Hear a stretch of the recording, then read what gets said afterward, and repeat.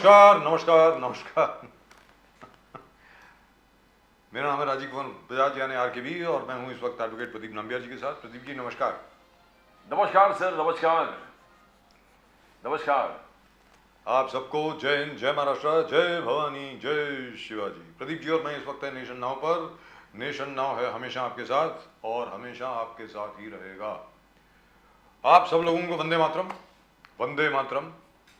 Pradeep ji, no confidence motion Rahul Gandhi ji ने क्या कर दिया है मुझे समझ में नहीं आया। मतलब क्या जरूरत क्या पड़ गई आपको? Future prime minister,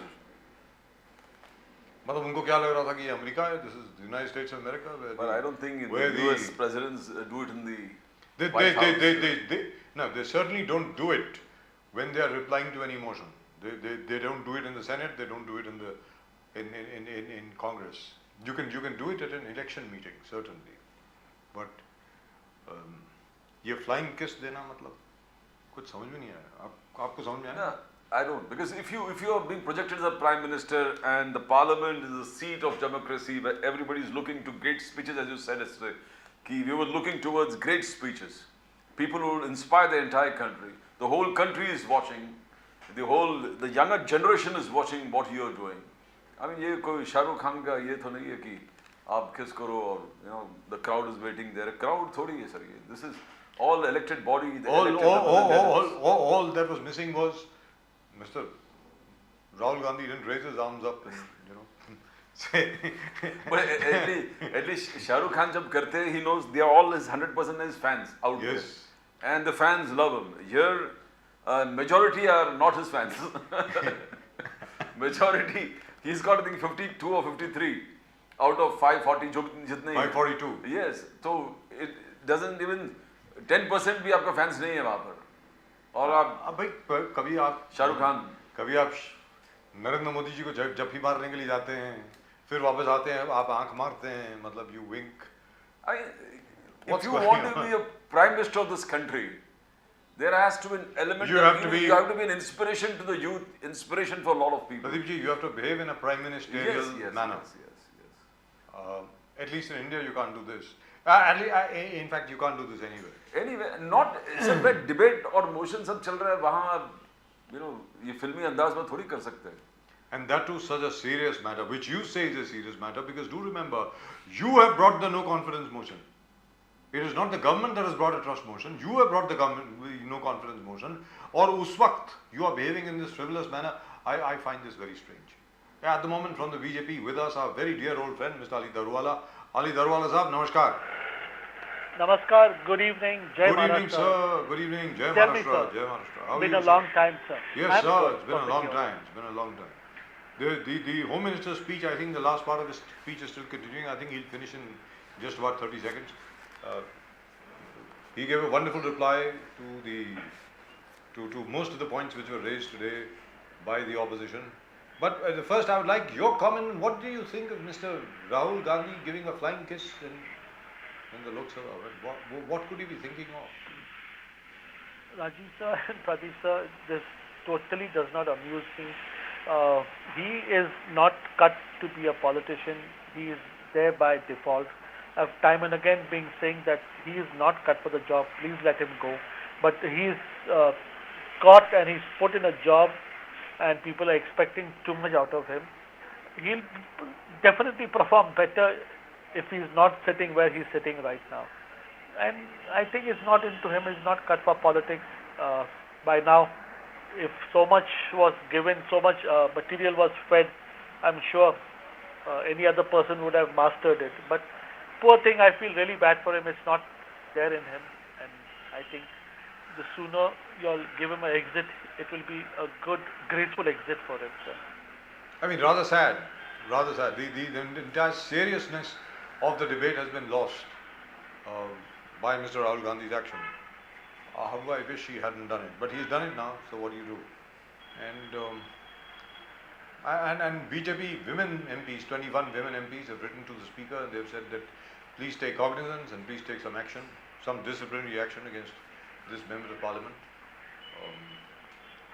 I hope Mr. Rahul Gandhi wakes up to the fact that, as Pradeep ji was saying, he can't behave like Shah Rukh Khan. The way Shah Rukh Khan behaves with his fans, He can't behave like that within Parliament. But rather sad. Yeah, Rather sad. But in any event, as Mr. All right, I think Mr. Darwal has just gone up to switch off the fan because she was. Can we have him on here, please? Yeah, I know. You're gotten up to switch off the fan. That was disturbing. Yeah. I agree. But thank you so much, sir. Thank you so much. लेकिन जो माशाल्लाह जो आज अमित शाह साहब ने जो आंकड़े बताए, जिसके बारे में हम लोग यहाँ पर न जाने कितनी मर्तबा बात भी कर चुके हैं कि किस प्रकार कश्मीर में सर 1 करोड़ 80 लाख टूरिस्ट 2022 में गए, 1 करोड़ 80 लाख टूरिस्ट आज तक कभी नहीं गए, और 2023 के आंकड़े तो उससे भी ज़्यादा हैं by the way. I think we are touching 2 crore almost. मतलब इतने ज़्यादा टूरिस्ट आज तक कभी कश्मीर में गए ही नहीं 1947 के बाद. उसके अलावा practically all the so-called troublesome areas have been pacified apart from Manipur, and Manipur is the only area where there is a bit of a problem. I am sure that problem will also be tackled. But in the meantime, in your own personal opinion, what do you think has been the greatest achievement of the Modi government, Mr. Darwal? Rajiv sir and Pradeep sir, I'd like to open Pandora box over here. Last 20-30 years, there was a narrative that was set as to this country is going to be totally under the control of a certain sect of religion in the country, and plus Kashmir is issue. The food is cooked, the cooker is totally सब खाना तैयार है, बस अभी खोलो और उसको परसो, और कश्मीर अब हमारा बन चुका है. That's the last nail in the coffin, and this gentleman has to walk in, change the full euphoria. Kashmir is out, it is flying, it is out of their reach. Article 370, 35A has come in. We have got CA, NRC. The dream that people were seeing, like our neighboring countries and a certain sect of people in this country, like, this country is going to disintegrate, Kashmir is going to be ours, and Pakistan is going to rule. This all dream is gone in thin air.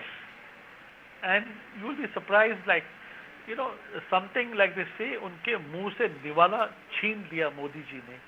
And when Amit Shah is giving you these figures, and Kashmir, the turnaround that has happened, has given sleepless nights to this this gang that is, was dreaming, and the funding that was happening. There is really a very big undercurrent that is there in this country, Rajiv sir, Pradeep sir, which we need to understand, we need to grasp, समझना पड़ेगा, और हम लोग को जागना पड़ेगा that this is a conspiracy larger than life, and we have to wake up. And none other than Modi ji, Amit Shah, Devendra Fadnavis, Yogi ji, these people, like I'm telling you, they need to be saved, they need to have a long life, a healthy life.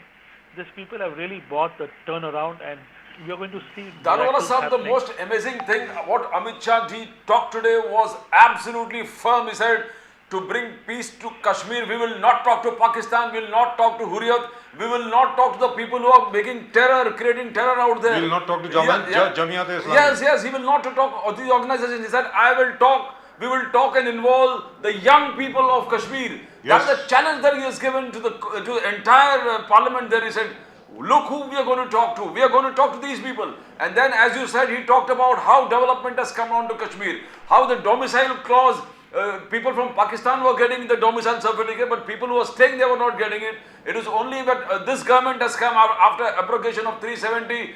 The true justice has been done to the people. Then apart from development, he also talked about the most important thing which you also have been highlighting. Muharram procession after 34 years in Kashmir, in Srinagar. 34 years, after 34 years, it has come there in Srinagar, sir. People peacefully assembling, thousands and thousands of people to celebrate, to have the process of Muharram. Now that itself is a great, this strong talk, it talks about a hardline stand of this government. The hard home minister who's, wielding his stick, his authority, that was fascinating the parliament, don't you think, sir? Darwala Sahib. 100%. See, what he is doing is giving you the facts and figures, but in the ground, when you go to see, the orchards are blooming, business is blooming. We have got, very famous universities from Maharashtra who have already gone there. They're setting up their campuses. Lands have been given to them. It's a different story. It's a turnaround. I'd like to put across with facts and figures that India is not number 4 and on the way to become number 3 just for the heck of it. It is the development that has happened on the ground. Right from Kanyakumari to Kashmir, you will see lot of industry that is doing well. You walk into any restaurant, they are all doing full. Mr. Daruwala, what you're seeing on your screen right now is the opening up of a new multiplex in Srinagar. Correct. Where for the first time even night shows are on. For the first time in 34 years. It's a safe haven, yeah.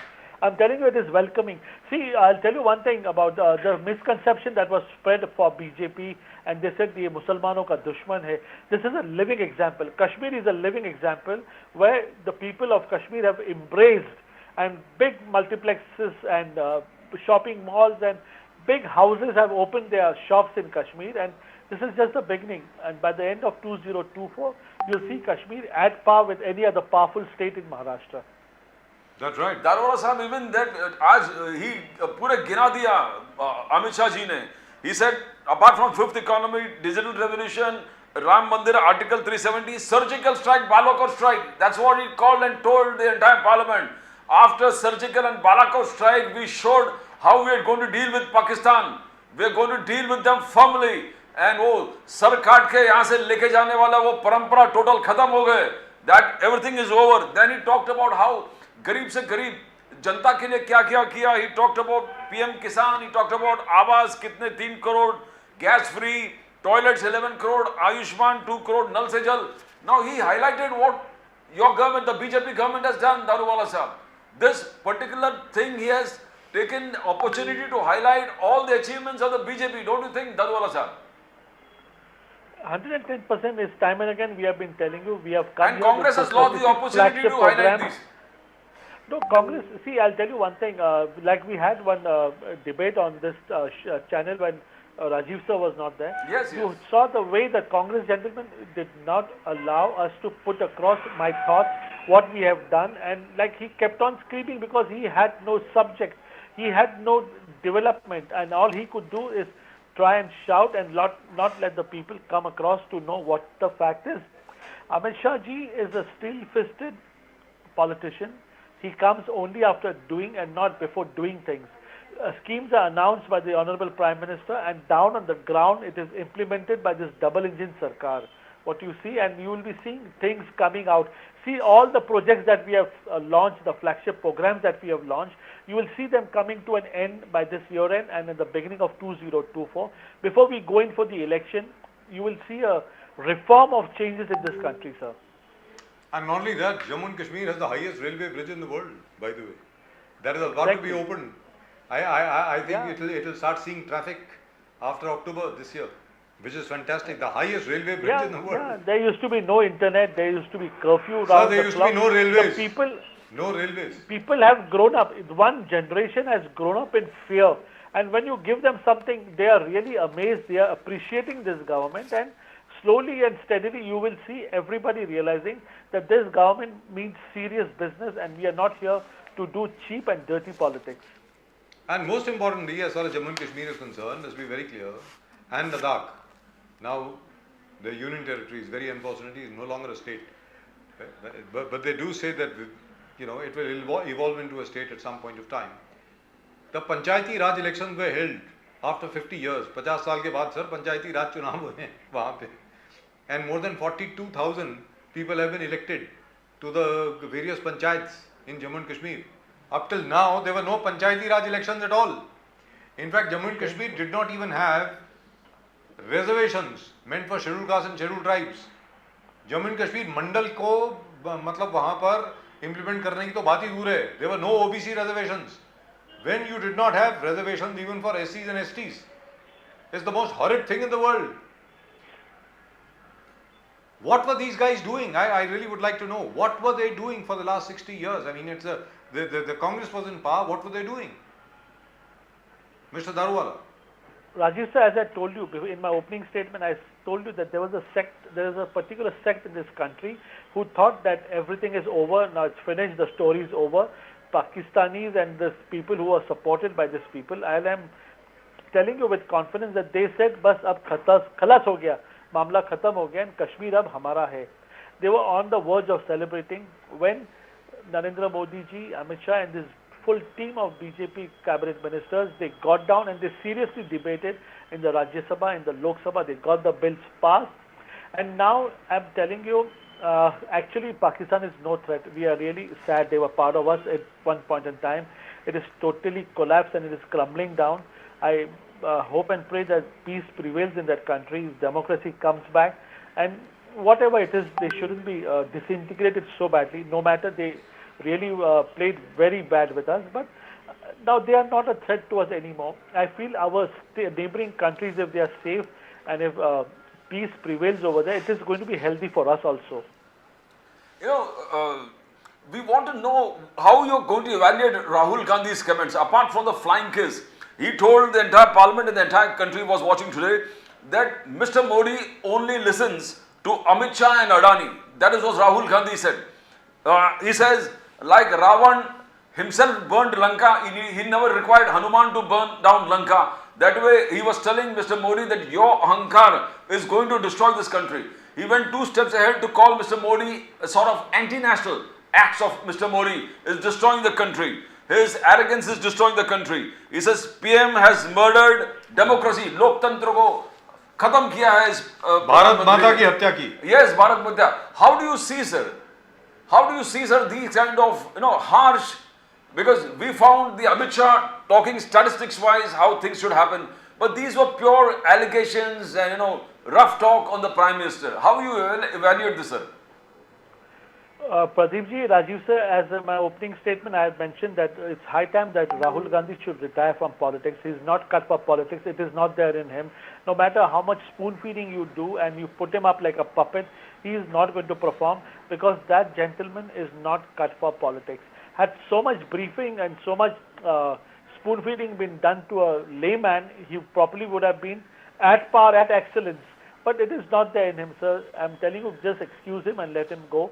And I'm even I'm confident today, like the country too takes what Rahul Gandhi says with a pinch of salt. But as far as Manipur is concerned, Mr. Rahul Gandhi said that Manipur is burning and the Prime Minister is silent. To which Mr. Amit Shah replied that the same kind of violence took place in Manipur and in Mizoram during the time of the Prime Minister, Dr. Manmohan Singh, and the reply was given by the Minister of State for Home Affairs, Mr. Rajesh Pilot, at that time. And how can the Congress ask the Prime Minister to reply to this?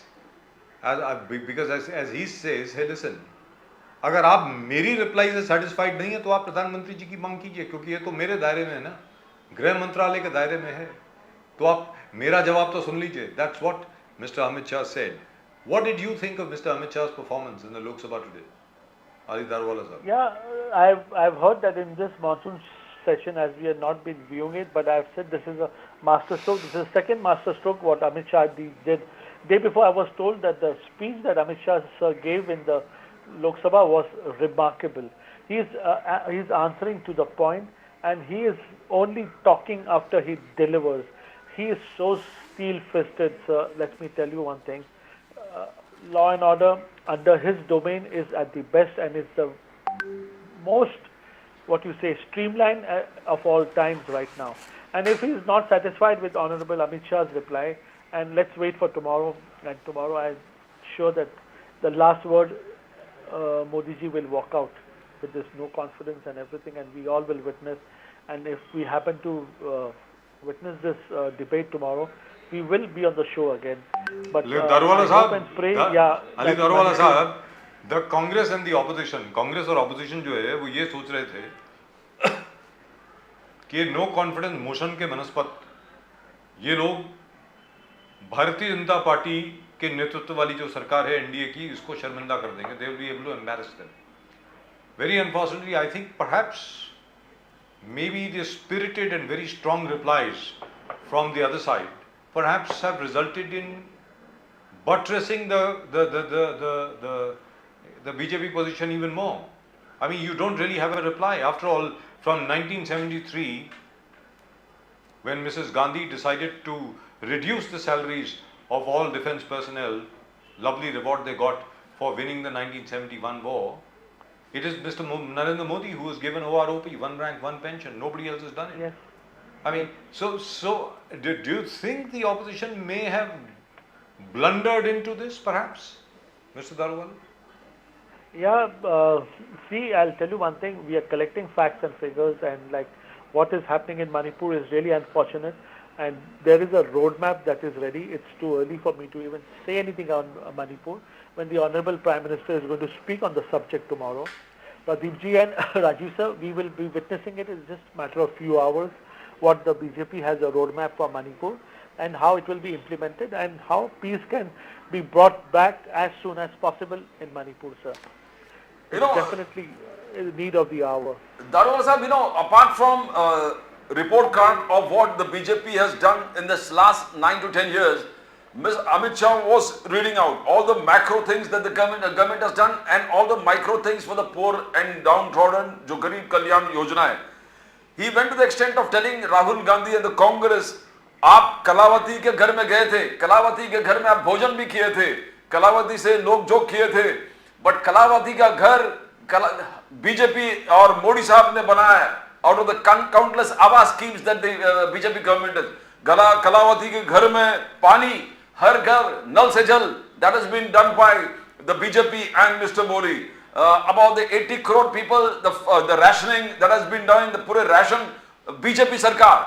So in one way, Mr. Amit Shah has highlighted that we have achieved everything what a poor and downtrodden has to be, but yours was a promise for more than 60 years. If आप मिलते रहे, बातें करते रहे, nothing has been doing that. Don't you think it was a fantastic statement on highlighting Congress's misery through Kalavati, sir? Darwala sahab. Pradeep sir, to be very honest with you, the flagship programs that I always keep talking about are the Nal Se Jal, the Pradhan Mantri Awas Yojana. Sir, in each and every program, you will be seeing that all these inaugurations and all, when the Prime Minister travels, there are close to 40,000, 20,000, 10,000 houses that have been handed over to the poor people. And let me tell you something, it's really very big. It's very big that a poor man gets his own house. And the Prime Minister is taking small initiatives, right from like Swachh Bharat to that today to Pradhan Mantri the Niwas Yojana. It's a long milestone that we have achieved in 9 years. Water has reached to each and every village. Besides this, you'll be surprised, Pradeep ji and Rajiv sir, that there is not a single village in this country that has not been electrified. Light has gone to each and every poor man's hutman.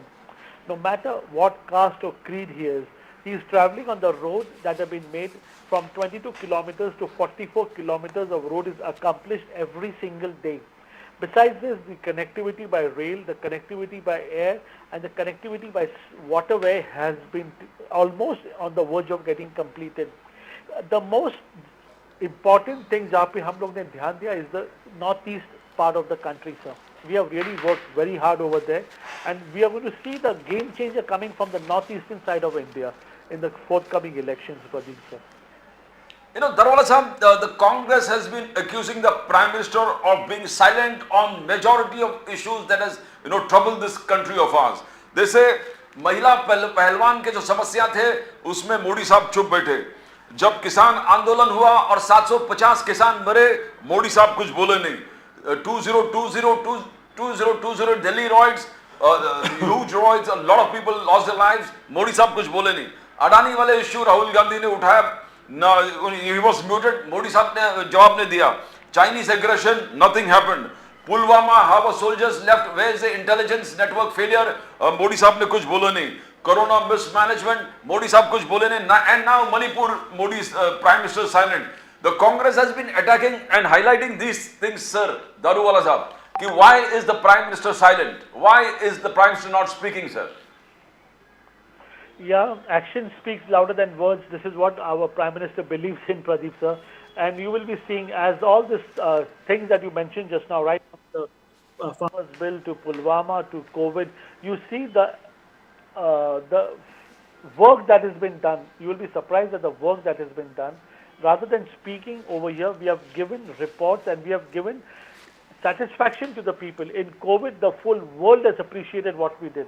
The Pulwama attack, the knee-jerk reaction that we did, the airstrike in the midnight, what we did, everybody, the neighbors were shattered and did not expect such a reaction from our country. And whatever has happened time and again, the Honorable Prime Minister believes in not talking too much but doing action on the ground. And action speaks louder than words, which I am total. But Mr. Daruwala, what about the action in Haryana, sir? Because Manipur has hardly settled down, that we already have riots in Haryana, again a BJP ruled state. Exactly. In fact, the High Court had to intervene. The Punjab and Haryana High Court has had to intervene and has had to stop the demolitions, which the Manohar Lal Khattar government had ordered. Sir. See, it is the suo motu, the High Court has taken cognizance of this, and I will tell you one thing, this rooftops and all that which has been highlighted is illegal. It is totally not in norms of the city over there, and if they have been erased, there is nothing wrong that has been done over there. And the High Court was intervening, and someone has moved a plea, but they feel that it is nothing to do with the present situation, sir. High Court has intervening, Supreme Court has time and again taken cognizance of certain things over here, but Haryana, you see, it's in the domain of the court, and let's not. It's very. No, it's not a question of domain of the court. The fact remains that as far as the court is concerned, court is very clear. Court has said very, very clearly that you cannot adopt the role of the court. If a demolition has to take place, that has to be ordered by the court. It can't be done by the government suo motu. You can't just have a situation where just because you feel that this house should not exist, you're going to bulldoze it. You have to go to the court and take permission. That's what they've said. They said it in Uttar Pradesh, they've said it over here in Haryana. Obviously, Mr. Manohar Lal Khattar has been inspired by Mr. Yogi Adityanath and decided that he would demolish the houses of some of these Rohingya Muslims who have been living over there now for the last, I think, 15 years or 20 years. So, all I'm saying is, in both places, in Manipur there is a BJP government, in Haryana there is a BJP government. And both places are seeing communal violence. Why is that? Sir, I am telling you, as I said on my previous debate also, this riots and all this attacks, you will see it in the rise because the opposition does not have an agenda. They do not have any program that they can. Are you blaming the opposition for the riots in Haryana? 100%. I am not opposition. I am a certain sect of people who are triggering this, who are totally promoting this, and I will say with confidence that all this is triggered, mastermind by a certain sect of people, so that the House and the session is in progress, things are diverted, the government does not get an opportunity to speak about its flagship program, the implementation and the good work that we have done. They diverted the nation's attention on these issues. I will not call it petty issues, as I always tell you that even one loss of life is loss of life to the nation. It should not happen. But I am telling you with confidence, in near future also, you will see that this small sect of people in the country are capable of doing anything. We have to be very vigilant. We have to go down to the core issues that are non-existing, non-prevalent. They have been picked up, they have been highlighted, and situation is created where it becomes a national news. We have to be careful. Before 2024, you will see rise of unrest in the country, and it is triggered. Yeah, but the trigger over here in Nu, for example, the place is NUH, Nu. It's a Muslim majority area in Haryana, in Mewat. The area of Mewat, वो बिल्कुल sir Haryana का जो राजस्थान का जो गंगानगर है उसके बिल्कुल साथ में लग के, it's a Muslim majority area.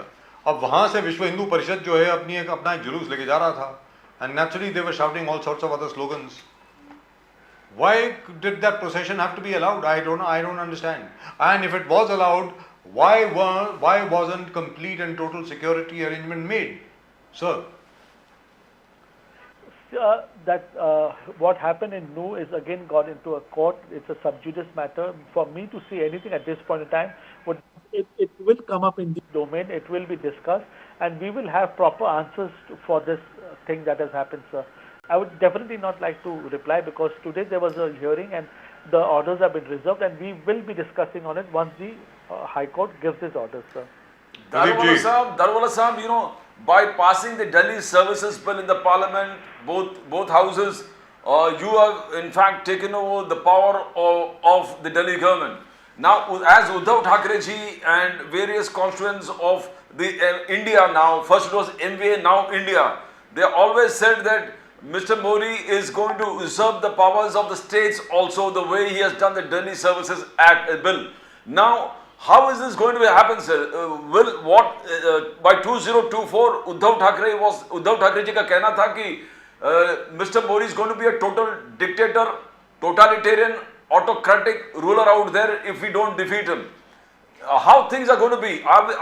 Is the Modi government going to usurp the similar things in state? Because YSR, though they support you in the house, they also warned you that please don't use these kind of things to take over the power of the state. Don't implement these kind of acts in the state.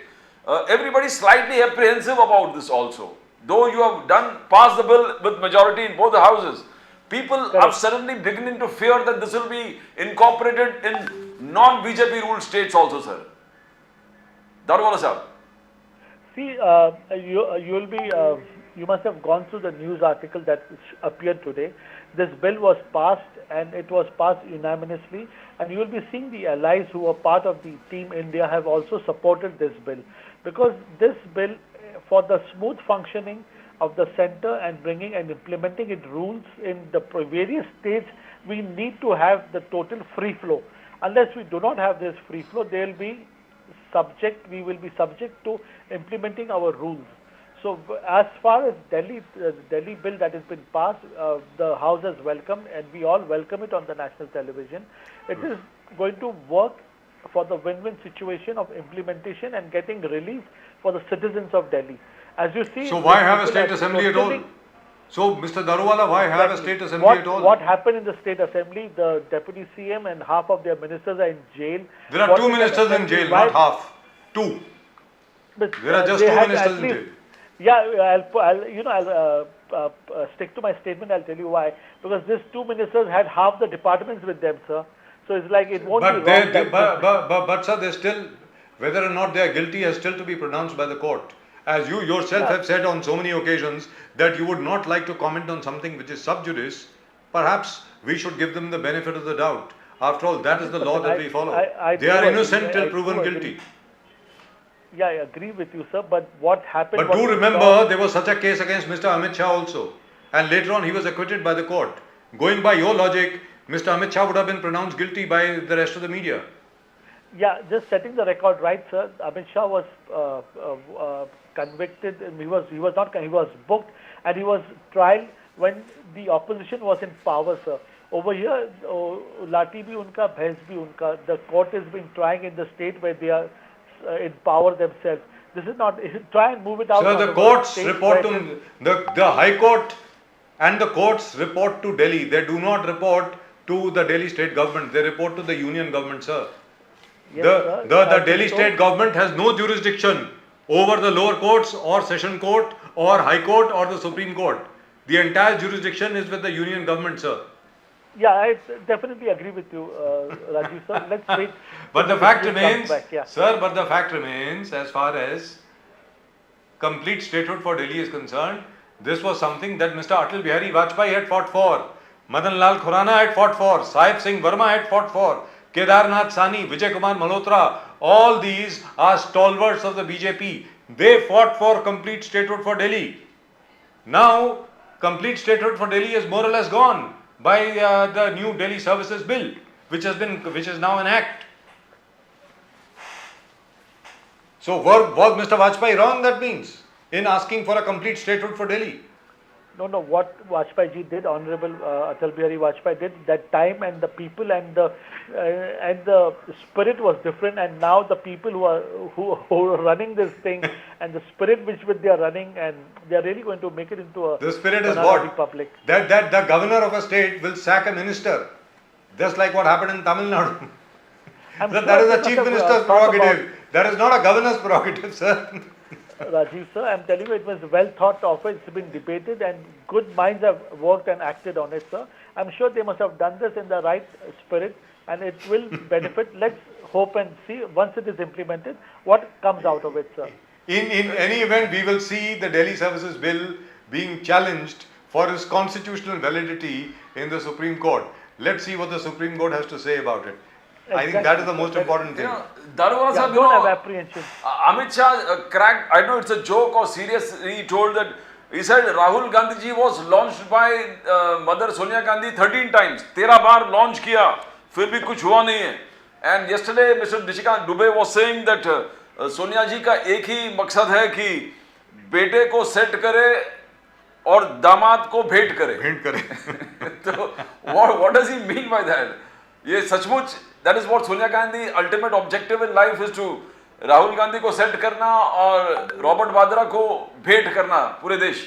How do you see that, sir? That is very, what kind of a statement was that? There's nothing much to say in this, as our Honorable Prime Minister has always said time and again, this Parivarvad, until and unless they get out of this mindset of Parivarvad and bring in fresh blood, they are better politicians, seasoned politicians, give them a chance. Until then, there is no ray of hope for Congress of revival, sir. I've time and again told in my opening statement, it is not there in that poor chap. Let him go, let him enjoy, and he's not cut for politics, sir. Just let him go. Sir, talking of Parivarvad, if we see the Mr. Amit Shah's statement today in Parliament, if we see it on full frame, we shall be able to see Mr. Jyotiradittya Scindia sitting right behind him. Madhurao Scindia's son, Vijay Rajesh Scindia's grandson, Vasundhara Rajesh Scindia's nephew. Sir, and you are talking about Parivarvad. So these people have performed, sir. Sanjay, sir, you see the Jyotiradittya Scindia has performed at what? I would love to know. This I would love to know. The aviation industry, and we are really rocking. Aviation industry, what does he have? He himself says, I am a minister with no aviation. The last airline that the government had has already been sold. What does he have, poor chap? Why are you cracking jokes at his poor chap? Why are you cracking jokes at his expense? I think Amit Shah was trying to make, परिवारवाद, मैं बोलता हूँ परिवारवाद क्या है कि पूरे party किसी को भेंट, full party किसी को भेंट देते हैं, वो परिवारवाद है. Like शरद पवार पूरे पार्टी सुप्रिया सुले को, उद्धव ठाकरे पूरे पार्टी आदित्य ठाकरे को, मुलायम सिंह पूरे party his son Akhilesh Yadav as well, and Lalu Yadav को his son. So he in fact defined what is परिवारवाद. He said party जब देते हैं पूरे party hand over करेंगे परिवारवाद. Pradeep ji, apart from the Congress, all the other parties that have been mentioned have been allies of the BJP at some point of time. All of them, including Mr. Mulayam Singh Yadav. But that's politics, which is absolutely all right. I don't expect you to answer that question, Mr. Ali Daruwala. But Mr. Amit Shah was brilliant in Parliament today. We must say that. Absolutely brilliant. He was able to answer all questions, tackle just about everything, and destroy all arguments in front of him. And Congress, Daruwala Sahab, I think lost an opportunity to create an impact in the entire country before the election, sir. I wish they hadn't asked Mr. Rahul Gandhi to lead the arguments in Parliament. If somebody else had spoken, perhaps it would have been much better. There, Mr. Daruwala is absolutely right. Perhaps Mr. Rahul Gandhi may not be suited for this. Mr. Daruwala, thank you very much for talking to us. Great pleasure as always. Thank you. Seeing you. So nice of you, sir. Namaskar. Namaskar, sir. Thank and you, Vande Pradeep. Mataram. Thank you, Thank you, Rajiv, thank sir. you. Vande Mataram, sir. Jai Vande Mataram. Maharashtra. Jai Maharashtra. Jai Bhavani. Jai Shivaji. Thank you, sir.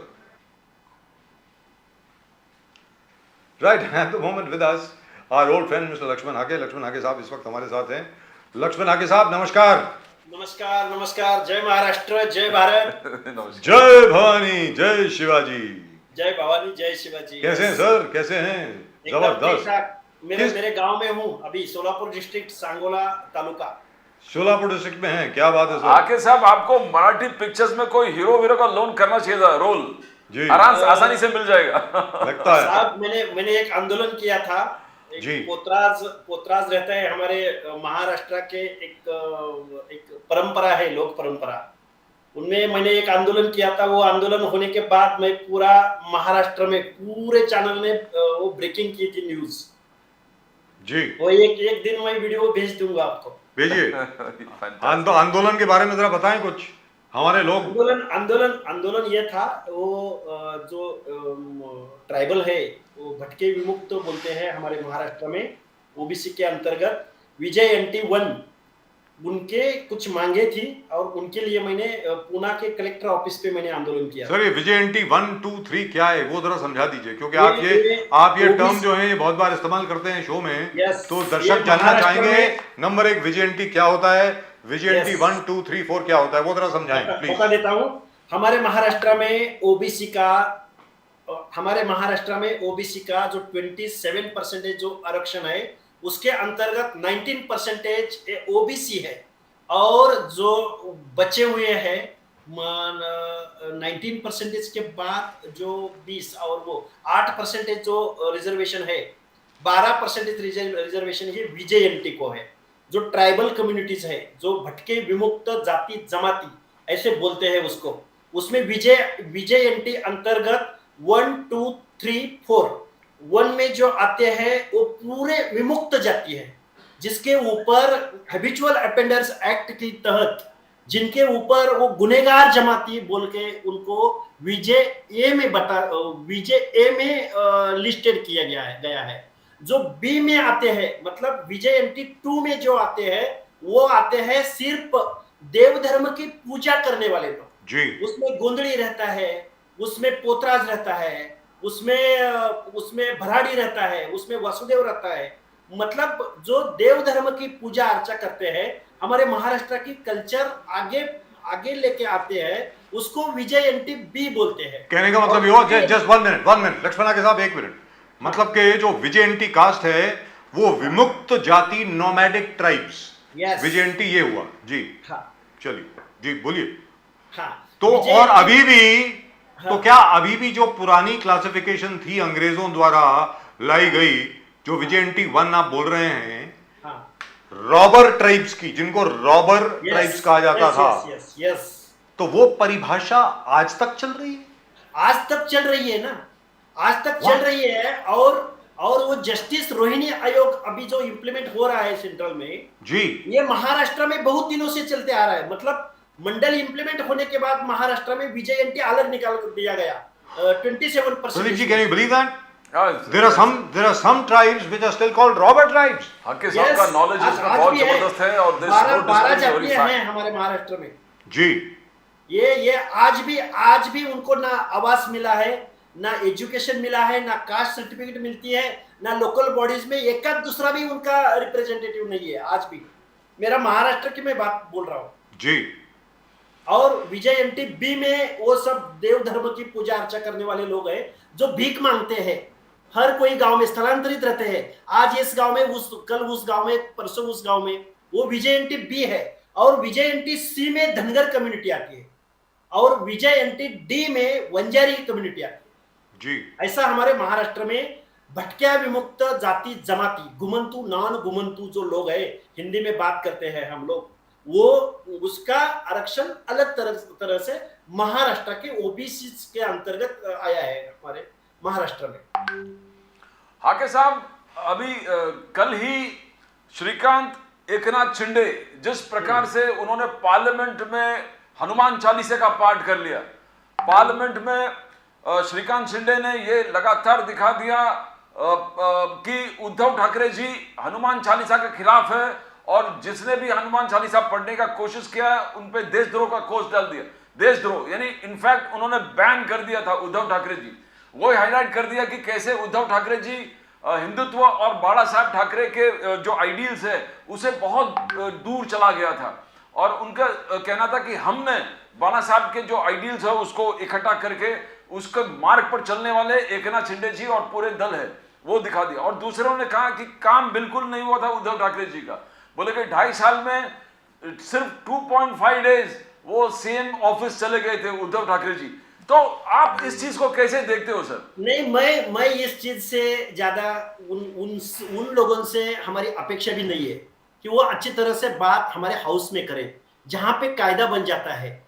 Subject क्या था? दिल्ली के बारे में subject था, और ये बोल क्या रहे थे, उद्धव ठाकरे ने ऐसा किया, हनुमान चालीसा ऐसी हो गई और हिंदुत्व ऐसा हो गया। ये महाराष्ट्र की जनता को अच्छा नहीं लगा। जो भी महाराष्ट्र के रिप्रेजेंटेटिव थे उसमें हमारे महाराष्ट्र के फॉर्मर सीएम थे, अरे वो बिल के बारे में बोले नहीं कुछ। ये हाउस में जो चुन के जाता है उसको अवेयरनेस चाहिए, उसको जो कौन सा सब्जेक्ट आया है और हमने क्या बात करनी चाहिए, इसके ऊपर एक भी आदमी नहीं बोला। मैं खेद व्यक्त करता हूं। और हमारे महाराष्ट्र की तरफ से जिन जिन लोगों ने कल सब्जेक्ट रखा, उन लोगों ने जो सब्जेक्ट था उस सब्जेक्ट पे बात करनी चाहिए थी। हम थोड़ा सुप्रिया सुले मैडम का मैं धन्यवाद मानता हूं कि जिन्होंने सब्जेक्ट पकड़ के बात की।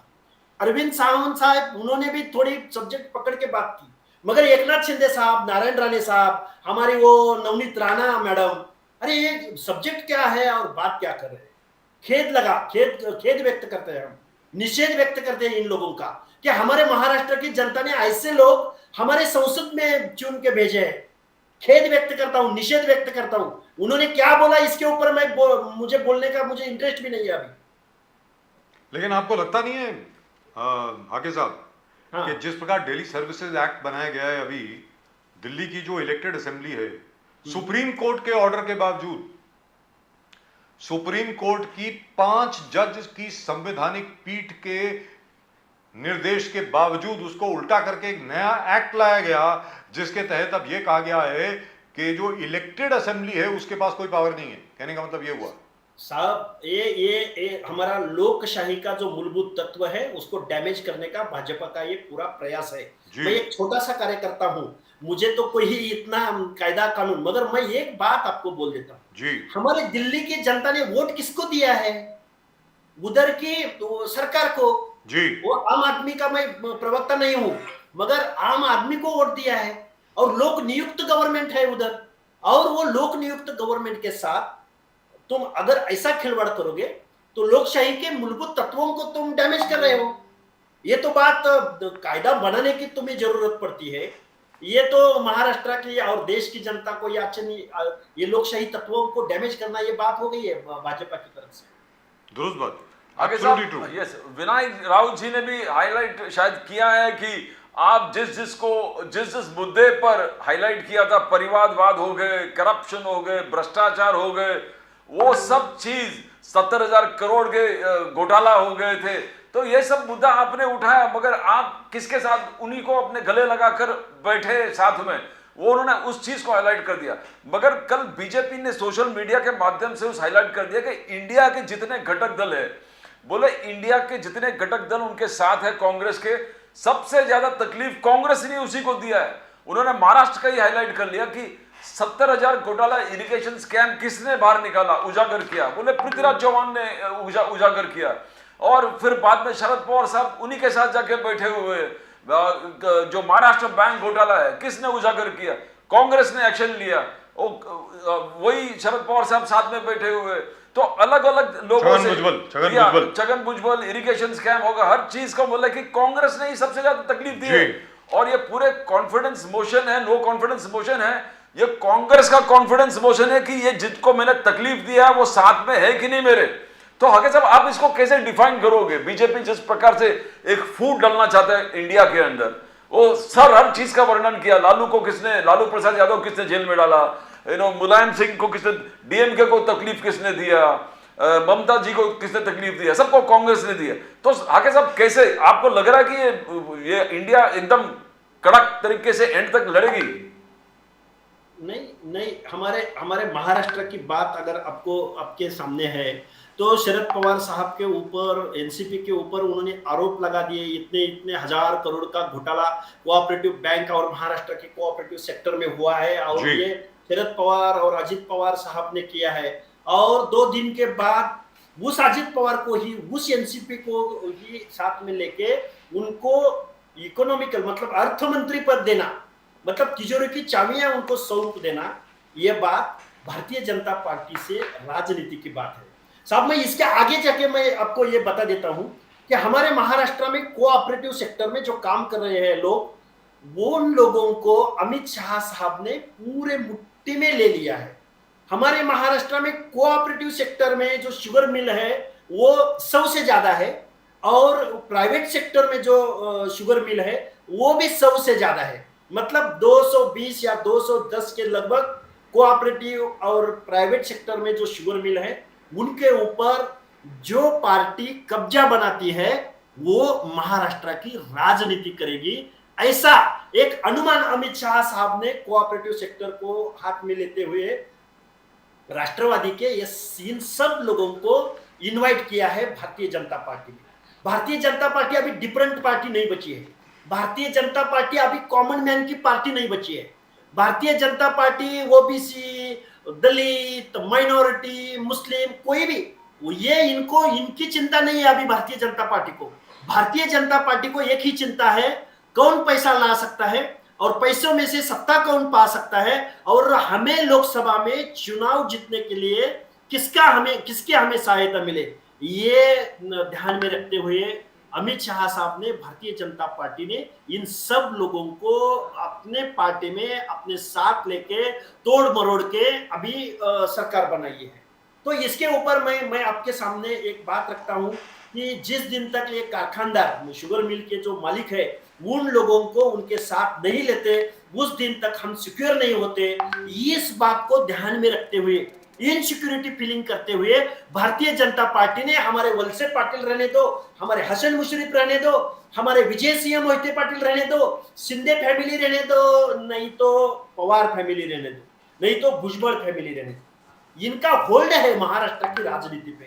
और इन लोगों को हाथ में लेके चाहे उनके पीछे ईडी लगाओ, सीबीआई लगाओ, कुछ भी ऐसे इस तोड़ मरोड़ के इन लोगों को भारतीय जनता पार्टी के साथ में भाजपा ने, अमित शाह साहब ने, मोदी साहब ने लिया है और 2024 के लोकसभा चुनाव की तैयारी शुरू की। आके साहब ये बहुत इंपॉर्टेंट चीज है प्रदीप जी, एक सेकंड। यस लेकिन लक्ष्मण आके साहब हाँ, लेकिन पॉलिटिकली, राजनीतिक तौर पे अगर देखा जाए, ये मूव जो है अमित शाह जी की या भारतीय जनता पार्टी की, मूव तो बहुत अच्छी है, चाल तो बहुत अच्छी खेली है कि पूरी जो बैकबोन है एनसीपी की, कोऑपरेटिव सेक्टर, उसी को अगर आप कब्जे में ले लें, उसके बाद बचा क्या, फिर तो कोई तकलीफ ही नहीं है।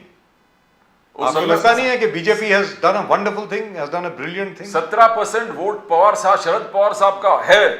हाँ। वो जैसे बजाज साहब बोल रहे हैं plus money plus the cooperative sector 17%। तो पहले पवार साहब बोल रहे सिर्फ नेता गए, पार्टी नहीं गया, पूरा लोग नहीं गए। अब ये कोऑपरेटिव मूवमेंट आप ही बोल रहे हैं, और बजाज साहब जो अनुमान लगा रहे हैं, ये पूरे कोऑपरेटिव सेक्टर जो महाराष्ट्र एक लीडिंग है पूरे देश में, कोऑपरेटिव सेक्टर बहुत बड़ा एक शक्ति है महाराष्ट्र का जी। तो 17% वोट गया हके साहब बीजेपी की तरफ। मैं इसके आगे जाके मैं ये बात आपके सामने रखता हूं। अभी मेरे महाराष्ट्र में मैं जिस एरिया में घूम रहा हूं, मेरा माड़ा लोकसभा कंसिस्टेंसी है, जिस एरिया में मैं घूम रहा हूं, हमारे माड़ा लोकसभा कंसिस्टेंसी में जितने भी अजी माजी आमदार, एमपी, एमएलए और मिनिस्टर और कारखाना के मालिक, ये सब लोग भाजपा के साथ है।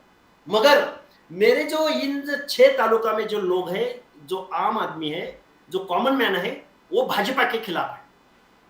मैं क्या बोल रहा हूं आपको, हमारे सोलापुर डिस्ट्रिक्ट में 40 शुगर मिल है, मगर उसको जो गन्ना भेज रहा है किसान, वो तकलीफ में है। दूध उत्पादक किसान वो तकलीफ में है। वो चाहे माइनॉरिटी रहने दो, ओबीसी रहने दो, कॉमन मैन रहने दो, किसान रहने दो। अभी सूखा है महाराष्ट्र में। महाराष्ट्र में कई ऐसा एरिया है, बहुत सारा एरिया, पठार जो है महाराष्ट्र में, डेक्कन ट्रैप बोलते हैं उसे। आज बारिश नहीं है, वो दुष्काल है हमारे यहाँ। इसके ऊपर कोई बात नहीं करता है।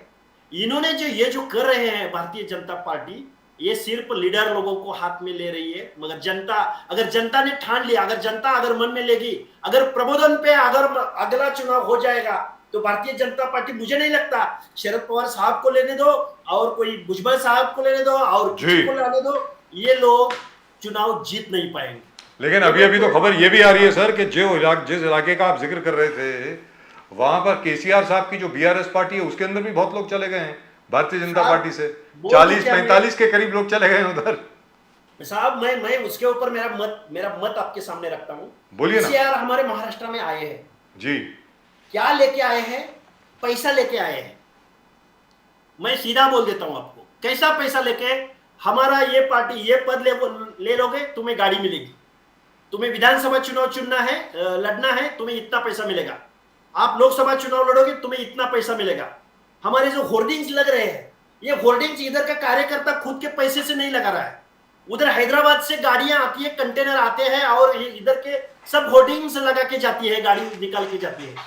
जो आदमी पैसा लेके इलेक्शन में उतरेगा, ना उसके पास महाराष्ट्र की अस्मिता है, ना सब्जेक्ट है, ना कोई प्रोग्राम है, ना कोई खुद आदमी जाके उनमें इन्वॉल्व हो रहा है। अगर कोई किसी को कल प्रॉब्लम आएगा तो हमारे लोग मुंबई के जाने के सिवा हमें हैदराबाद जाना पड़ेगा जी। तो ये केसीआर का मुझे नहीं लगता कि महाराष्ट्र की राजनीति में इतना इन्फ्लुएंस होगा और कोई प्रभाव पड़ेगा, ये मुझे नहीं लगता है।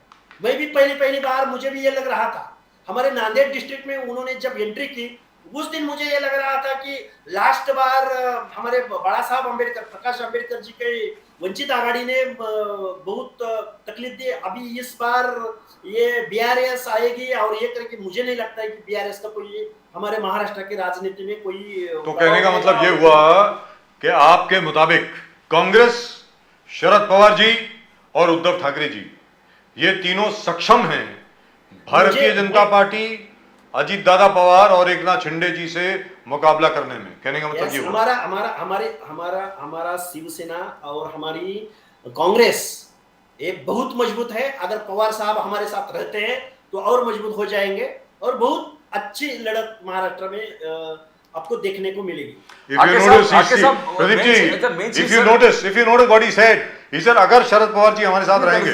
सर मेन चीज जो है कि अमित हमेशा जब आपके कॉर्पोरेटिव महाराष्ट्र का कॉर्पोरेटिव सेक्टर तकलीफ में आता था तो शरद पवार रिलीफ लेके आते थे जी। कांग्रेस का सरकार था दिल्ली में और वहां से 10,000 करोड़ या 20,000 करोड़ जो भी एक बार 70,000 करोड़ वो लेके आके यहाँ पर वो पूरे सेक्टर को रिवाइव करता था शरद पवार साहब। आज शरद पवार साहब वो स्थिति में नहीं है कि वो कर पाए, बिकॉज न सेंटर साथ में है न स्टेट साथ में है।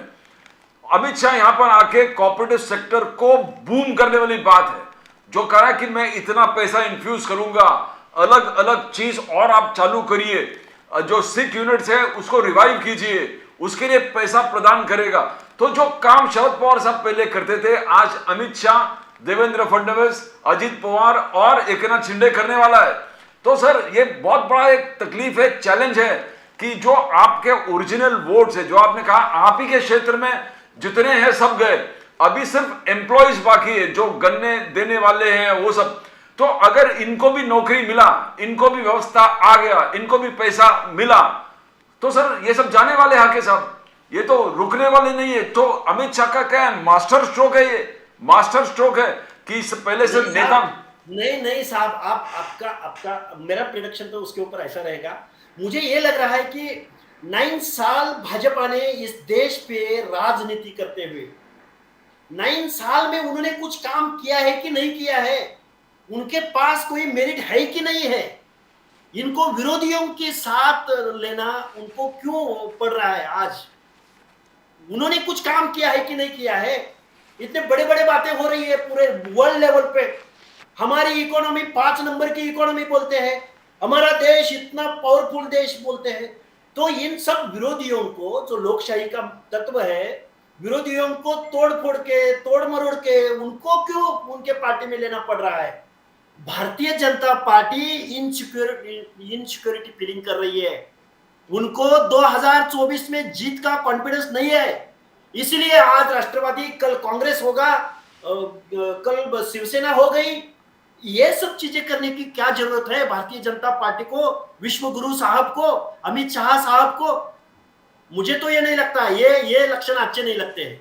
कहने का मतलब ये हुआ लक्ष्मण हाके साहब, आपके विश्लेषण के मुताबिक भारतीय जनता पार्टी ने क्योंकि 9 साल में कुछ नहीं किया, इसलिए उनको आज जरूरत पड़ रही है बाकी पार्टियां तोड़ करके बाकियों के वोट अपनी तरफ इकट्ठे करने के लिए। हाके साहब बड़ा रिपोर्ट कार्ड है आज अमित शाह जो पढ़े हैं, बड़ा रिपोर्ट कार्ड है। Surgical strike, Balakot strike, Ram मंदिर, 5th लार्जेस्ट इकोनॉमी, रेवोल्यूशन, जिस प्रकार से और 7-8 जो जन कल्याण योजना, शौचालय भी गिनाए उसने। मैं तो पोस्ट ग्रेजुएट आदमी हूं जी साहब, मैं तो पीजी किया हुआ आदमी हूं और मुझे भी गवर्नमेंट की जो नीतियां हैं वो भी मैं आपके साथ डिस्कशन करते करते मैं भी थोड़ा अपडेट रह रहा हूं। इन लोगों ने लास्ट 9 ईयर में हमें राम मंदिर बना रहे हैं, अच्छी बात है, उसके बारे में मैं नेगेटिव नहीं बोलूंगा। जिन लोगों ने हरित क्रांति की, जिन लोगों ने संगणक क्रांति की, जिन लोगों ने IIT IIMs खोले, जिन लोगों ने आरोग्य की सुविधा देने के लिए हर डिस्ट्रिक्ट में सिविल हॉस्पिटल खोल दिया, हमारे नरेंद्र मोदी साहब ने इस देश में कितने IITs निकाले, कितने IIMs निकाले, कितने बेरोजगार युवकों वो तो लिस्ट दे रहे हैं सर, वो तो लिस्ट दे रहे हैं। डबल है आगे साहब, डबल के पहले सिर्फ 9 IIT हुआ करते थे, आज 24 हो गए। All India institute of medical sciences सिर्फ 12 थे, आज 26 हो गए। इसके बारे में मनमोहन सिंह सरकार में कितने हो गए और 2014 के बाद कितने हो गए, मैं कल आपको एग्जैक्ट आंकड़ा बता दूंगा जी, मगर इनका ये परफॉर्मेंस नहीं है। दुरुस्त बात। बट कहने का मतलब ये हुआ, आपके मुताबिक उद्धव ठाकरे जी और कांग्रेस पार्टी जो है वो महाराष्ट्र जीतेगी 2024 में। यस। कितनी सीटें आएंगी सर, ये तो बता दो। लोकसभा में कितनी आएंगी 48 में से? साहब मैं आपको क्या बोल रहा हूं, ये जो पंजाब है, जो दिल्ली है, ये इस देश में हमारा महाराष्ट्र जो है, इंडिया में महाराष्ट्र का जो पोजीशन है भौगोलिक जियोग्राफिकल, उसके नीचे जो स्टेट है वो नीचे वाले स्टेट और ऊपर वाले स्टेट, हमारा महाराष्ट्र तो उसका सेंट्रल जियोग्राफिकल स्टेटस है। मैं आपको बता दूंगा कि हमारे महाराष्ट्र में कोई लोग कहाँ पे भी जाने, महाराष्ट्र में भारतीय जनता पार्टी का जो परफॉर्मेंस था 2019 में, वो परफॉर्मेंस अभी बचेगा नहीं। हम भी आपको बराबर एग्जैक्ट आंकड़ा बता देते। आंकड़ा हमारे पास है सर, उनका कहना है कि 23 एम्स हमने खोला है और कांग्रेस ने पूरे 60 साल में 8 खोला था, मोदी साहब ने 23 खोले हैं। एक छोटा सा उदाहरण जो आज अमित शाह ने बोल रहा था कि आप कलावती के घर में गए, राहुल गांधी जी कलावती के घर में गए, कलावती के साथ खाना खाया, भोजन किया, हालचाल पूछा, मगर कलावती का घर मोदी साहब ने बांधा, कलावती के घर में पानी मोदी साहब ने, नल से जल मोदी साहब ने पहुंचाया, कलावती के घर में गैस कनेक्शन मोदी साहब ने दिया है, कलावती के घर में शौचालय मोदी साहब ने, नहीं मैं बोल रहा हूं जो अमित शाह ने आज भाषण दिया है, बोले आप राहुल गांधी सिर्फ मिले हैं कलावती से, भोजन किए। नहीं साहब, अरे एक कलावती को घर मिलेगा, इसका मतलब इस देश की करोड़ों कलावती को घर मिला है क्या? एक द्रौपदी मुर्मू हमारे देश की राष्ट्रपति बन चुके हैं, मगर उस आदिवासी की 2 महिलाओं को विवस्त्र करके जिस देश में धीन निकाल जाती है, ये क्या बात हो गई साहब? कलावती को घर मिला, इसका मतलब करोड़ों लोगों को घर मिला, ये आपका अनुमान है क्या? अमित शाह, बीजेपी का कहना है, बीजेपी का कहना है, बीजेपी कुछ भी कह सकती है, जल से नल से जल, कहां नल से जल, किसको दे रही है नल से जल? वो कहते हैं हर एक गांव में पहुंचा है। क्या हर एक गांव में? हमारे महाराष्ट्र में लास्ट बार हमने डिस्कशन में एक बात कही थी मैंने आपको, एक आदिवासी महिला है, उसको डोली लगा के उसको अस्पताल तक लेके गए थे और अस्पताल में लेने के बाद उसके ऊपर ट्रीटमेंट हो रही थी, अभी वो मर चुकी है। हमारी संसद अगर इसके ऊपर अगर डिस्कस नहीं करती है, हमारे बाबा साहब ने क्या बोल दिया था? बाबा साहब ने बोल दिया था कि एक औरत उसके छोटे नन्हे बच्चों को हाथ में लेके पैदल अस्पताल तक पहुंच सके, जितना चल सकती है उतने दूरी पे अस्पताल होना चाहिए। जो औरत चारा और सरपन, मतलब वो जलाऊ लकड़ी और भेड़ बकरियों को चारा लाने के लिए जिस घर की औरत घर छोड़ के खेत में जाती है, उस घर का स्टेटस कभी सिविलाइज्ड नहीं होगा। मतलब ऐसी बात कही थी बाबा साहब अम्बेडकर ने। 75 इयर्स हो चुके हैं, किन लोगों की बात करते हैं हमारे ये पॉलिटिशियंस लोग। हमारे महाराष्ट्र में आओ, हम कितने ऐसे एग्जाम्पल आपको दिखा देंगे कि जो पशुपालक है, जो विजय एंटी, मैं अभी बार बात करता हूं, हमारे देश में इकोनॉमिकल प्लानिंग बहुत हो चुके हैं। हमारे देश में कोस्टल रोड पूर्ण होता है, हमारे देश में मेट्रो पूर्ण होती है, हमारे देश में चंद्रयान मुहिम होती है, हमारे देश में पूरे वर्ल्ड में सबसे ज्यादा सैटेलाइट का प्रोग्राम हमारे देश ने किया है। मगर हमारे नॉन घुमंतु आज भी जमीन के समांतर पाल में रह रहे हैं। ये देश का कौन सा विकास का ये अनुमान है, कौन सा तरीका है ये? उम्मीद करते हैं कि जब उद्धव ठाकरे जी मुख्यमंत्री बनेंगे, लक्ष्मण आगे साहब उम्मीद करते हैं कि जब उद्धव ठाकरे जी एक बार फिर मुख्यमंत्री बनेंगे तो वहां पर एक नई मिनिस्ट्री क्रिएट की जाएगी ओबीसी की, जिसके मंत्री लक्ष्मण हाके साहब होंगे मंत्री। और हम आपसे बार बार ये सवाल पूछेंगे, हर महीने सवाल पूछेंगे कि पिछले 4 हफ्ते में आपने क्या किया। याद रख लीजिए, हम तो सवाल पूछने वाले हैं साहब। नहीं साहब, मैं इसके आगे मैं आपको मेरा मन आपके सामने मैं बोल देता हूँ। हमारे लोकशाही का चौथा स्तंभ है आप लोग जी। हमारे हाउस में क्या चल रहा है और हमारे देश की एग्जैक्ट जो इंपेरिकल डेटा बोलते हैं ना, इंपेरिकल डेटा जी, अरे एक भी गवर्नमेंट, एक भी पॉलिटिकल पार्टी इसके ऊपर काम नहीं कर रही। अरे हमारे लोकशाही है, हम हमारे सरनामा में क्या बोलते हैं, वी द पीपल। हम इस देश के हम लोक कल्याणकारी लोग, हमारे देश में ये लोग सिविलाइजेशन के दायरे में है, ये शिक्षा के दायरे में है, इनको हाउस नहीं मिला है, That's a very emotional subject for him. इनको हम आदमी बोल के उनका स्टेटस नहीं दे रहे हैं। ये इनका स्टेटस, इनका बहुत ही क्लोज है लक्ष्मण हाके जी के दिल के पास का विषय के टेबल पे नहीं है। मेरे महाराष्ट्र से लेकर we agree with you sir. Laxman Hake sahab, इसमें तो कोई विवाद नहीं है जो आप बोल रहे हैं, बिल्कुल भी विवाद नहीं है कि एम्पेरिकल डेटा होना चाहिए।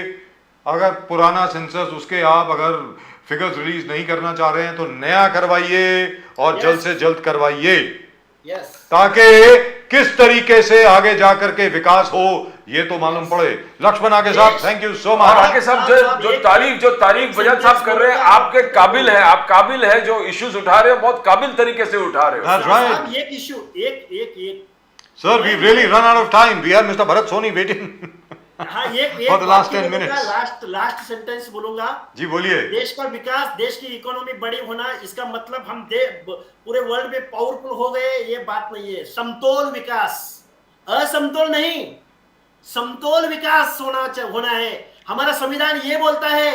अरे संविधान के ऊपर अरे क्या लोग चुन के गए हैं हमारे हाउस में, क्या उनको मालूम है हमारे सरनामा क्या है? सब ये इन लोगों का जो डिस्कशन चलता है ना साहब, तुम नाम्बियार साहब, हमारे बजाज साहब, अरे इन लोगों को जितना क्या बोलते हैं, जितना अपडेट है, जितना क्या करना चाहिए, अरे इन लोगों को तो सुनना चाहिए। इन लोगों ने अरे वो एकनाथ शिंदे हनुमान चालीसा बोलता है, राणा क्या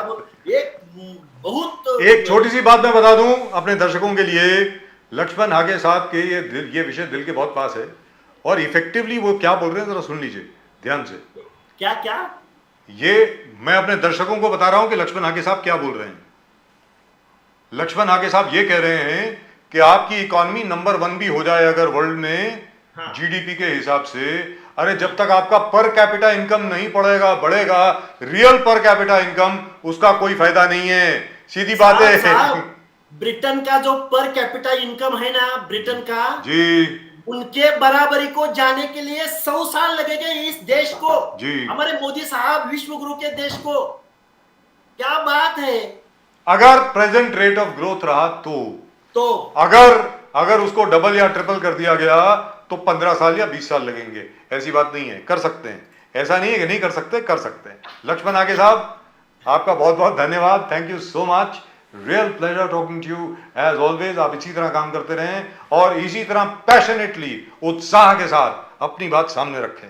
thank you so much sir. Thank you. तुम्हारा सपोर्ट रहने दो, हम जरूर बहुत नजदीक कालखंड में हम हमेशा आपके साथ रहेंगे सर। जय भवानी, जय शिवाजी, जय महाराष्ट्र। जय भवानी, जय शिवाजी, जय nation now. Thank you so much, sir. Thank you very much. Thank you. Wonderful, absolutely wonderful. I love this guy. I absolutely love energy. the passion of Mr. Dynamite.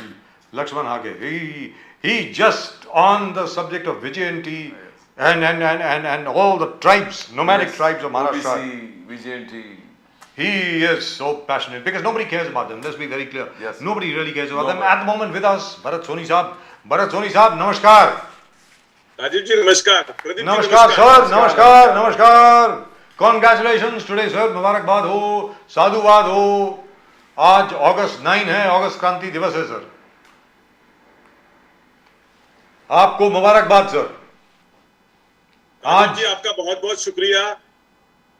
आप द्वारा, प्रदीप जी द्वारा और नेशन नाउ द्वारा जो राहुल जी का नाम आपने चर्चा में रखा और उनके बारे में अच्छी अच्छी बातें आपने लोगों को बताई और जो फैक्ट था वो लोगों के सामने रखा, और आज राहुल जी का सांसद जो मेंबर ऑफ पार्लियामेंटशिप है उसको बहाल हुआ, उसके लिए हम कांग्रेस पार्टी की ओर से आप सभी का तहे दिल से शुक्रिया अदा करते हैं। Sir that's really lovely, but we wanted mister Rahul Gandhi back in parliament, but sir वो फ्लाइंग किस देने की जरूरत क्या पड़ गई? शाहरुख खान स्टाइल, वो शाहरुख खान बनने की मतलब क्या जरूरत पड़ गई सर, ये तो बता दीजिए sir. This is a invisible flying kiss. Nobody saw the kiss. it's not been recorded. I have not seen it so far. Have you seen it? Sir, even honorable member of parliament Hema Malini ji, she is a signatory on the letter. She said she has not seen. She says she is not seen. I saw that. हाँ, तो मुझे ऐसे लगता है स्मृति ईरानी जी जिन्होंने ये किया है, शायद उनको नहीं माफी मांगना पड़ जाए कि ऐसा हुआ ही नहीं करके। You mean she wanted something like that? Is that what you're saying? Sir देखिए, she was imagining that she was back on television. Is that what you're saying? Sir she was back in the studio. Rajiv ji, Payal Mehta CNN की 1:10 को लिखती है, tweet करती है कि flying kiss हुआ है करके जी। हाँ, और राहुल जी ने अब माफी मांगना चाहिए करके, और 1:34 को 1:22 को स्मृति ईरानी जी बोल रही है हाउस में, वो भी संसद टीवी के नीचे दिख रहा है टाइमिंग। तो ये सब कुछ क्या प्री प्लान था? सर राहुल जी क्या है सर, मोहब्बत की दुकान, जादू की झप्पी और ये सारी बातें मोहब्बत रिलेटेड बातें करते रहते हैं। तो इन लोगों ने पहले से क्या ऐसा सोच के रखा था कि राहुल जी ऐसा कुछ करेंगे या ऐसा कुछ होगा? क्योंकि इनको नफरत, इनको सर प्यार शब्द क्या हो सकता, ये भी हो सकता है भरत सोनी साहब, ये भी हो सकता है कि राहुल गांधी जी ने पहले ही बता दिया स्मृति ईरानी जी को कि वो ऐसा करने वाले हैं, ये भी हो सकता है। ऐसी क्या बात? ये हो सकता है सर, दोनों लेकिन एक चीज तो है, लेकिन सर एक चीज तो है, अमेठी के है तो हो सकता है। लेकिन भरत सोनी साहब एक चीज तो है, मानना पड़ेगा कि राहुल गांधी जी का भाषण बहुत अच्छा था, मैंने खुद सुना। इट्स अ वेरी, बहुत पैशनेट, बहुत ही उत्साहित, बहुत उत्साहजनक और गुस्से भरा भाषण भी था, स्पेशली मणिपुर को लेकर के, ये तो मानना पड़ेगा। लेकिन सर जो पूरा अभी नो कॉन्फिडेंस मोशन जो चल रहा है और जिस प्रकार आज की तारीख में भारतीय जनता पार्टी को घेरने की कोशिश हो रही है ऑपोजिशन द्वारा, जिस तरीके से अमित शाह जी ने जवाब दिया आज, मुझे लग रहा है कि वो कोशिश जरा विफल हो गई है सर। भरत सोनी साहब आप बताएं, that is my impression, I may be wrong, आप बताएं सर। सर देखिए, नो कॉन्फिडेंस मोशन में 6 घंटे और 41 मिनट बीजेपी को मिला है जी, मिला है, और कांग्रेस को 1 घंटा 15 मिनट मिला है जी सर। ये और जिसमें से जो 37 मिनट राहुल गांधी जी बोले, ये भी कहा जा रहा है कि उसके सिर्फ 21 मिनट दिखाए गए, बाकी नहीं दिखाया गया, ये भी कहा जा रहा है। सर मेरे पास वो रेडी है जी, बताएं। राहुल गांधी 15 मिनट और 42 सेकंड बोले, उसके अंदर 11 मिनट और 8 सेकंड उनके ओम बिरला जी पर कैमरा था जी, हाँ, और 4 मिनट और 34 सेकंड सिर्फ राहुल जी दिखाए गए जी। तो क्या सर इतना डर है? उनको दिखाने से भी आपको डर लगता है कि राहुल जी क्या बोलेंगे, उसका क्या असर होगा, उससे भी आपको डर लगने लगा है? तो ये हमें एक, सर ये क्या है, हमारी संसद की प्रणाली देखिए सर, आप हर किसी को दिखाइए, हर किसी का जो बात रख रहे हैं, ये हमारे देश के प्रतिनिधि है, और हर चीज में हम लोग सुप्रीम कोर्ट के पास नहीं जा सकते कि भाई राहुल जी को आप उनका क्वेश्चन आवर के टाइम पे तो दिखाइए, उस समय स्पीकर को मत दिखाइए, है ना? तो सर इसके लिए भी क्या सुप्रीम कोर्ट जाए? इसके लिए, और सर फिर अगर हम लोग सारी बातें सुप्रीम कोर्ट के पास जाके, सम्मानीय सुप्रीम कोर्ट के पास ही जाके हम लोग कराने वाले रहेंगे, तो फिर गवर्नेंस क्या? फिर हम लोग जो चुन के भेजते हैं उनका क्या? वो लोग क्या करेंगे? Sir, Mr. Jairam Ramesh has written in his first speech after coming back from the unjustified disqualification, Rahul Gandhi spoke from 12:09 to 12:46 p.m. That is 37 minutes during the no confidence motion, and he was shown for exactly 14 minutes. That's what Mr. Jairam Ramesh has written. Sir, Ji. जी sir, I endorse your review sir. वही तो मैंने बताया sir. Which is a bit unfair, don't you think, Pradeep? That's very unfair. I mean, come on. No, Ji, Rahul Gandhi, that is very unfair. That is what we are telling, sir. Rahul Gandhi ji ने कहा कि मोदी साहब सिर्फ दो लोग के सुनते हैं, अमित शाह और Adani. That is what he told the entire country through the parliament. जब भाषण चल रहा था, मोदी साहब के एक्ट्स वर एंटी नेशनल. बोले कि ये जिस प्रकार से आप देश चला रहे हो और एंटी नेशनल तरीके से, इसमें देश का और हानि होने वाला है. प्यार और मोहब्बत नहीं, नफरत की राजनीति आप बढ़ा रहे हो. Pradeep ji, one second, correction, Pradeep ji. Bharat Soni साहब, जो आपके पास आंकड़े हैं ना, वो जरा से उसमें थोड़ी सी मिस्टेक हो गई सर आपसे. जरा सुनिए सर. जो आपने 14 मिनट 37 सेकंड बोला है ना, राहुल गांधी जी की स्पीच जो थी वो 37 मिनट्स की थी. राहुल गांधी जी को दिखाया गया सिर्फ 14 मिनट के लिए, याद रख लीजिए. सर दिखाया गया तो सिर्फ 4 मिनट और no sir, 14 minutes 37 seconds he was shown, and the rest of the time the camera was on Mr. Om Birla. That is less than 40% of the screen time. So either way it is a loss, because either way you are focused on Mr. Birla was more important. Sir, मैं प्रदीप जी को जवाब दे देता हूँ. प्रदीप जी ने मैं complete कर लेता हूँ. एंड पीएम ने लोकतंत्र को खत्म कर दिया है. तो इस चीज को कैसे कि रावण के साथ मोदी साहब का तुलना, कि रावण के अहंकार ने लंका को जला दिया, आपके अहंकार इस देश को जलाने वाले हैं. मणिपुर जल रहा है, हरियाणा. तो ही मेंट मोदी साहब arrogance is going to destroy this country. That's what he said. Pradeep ji ये किस पे बोला? ये स्मृति ईरानी जी के रिप्लाई के उसके पहले ये बोले हैं. वो क्या बोले हैं कि रावण सिर्फ 2 लोगों की सुनता था जी, मेघनाथ और कुंभकर्ण की.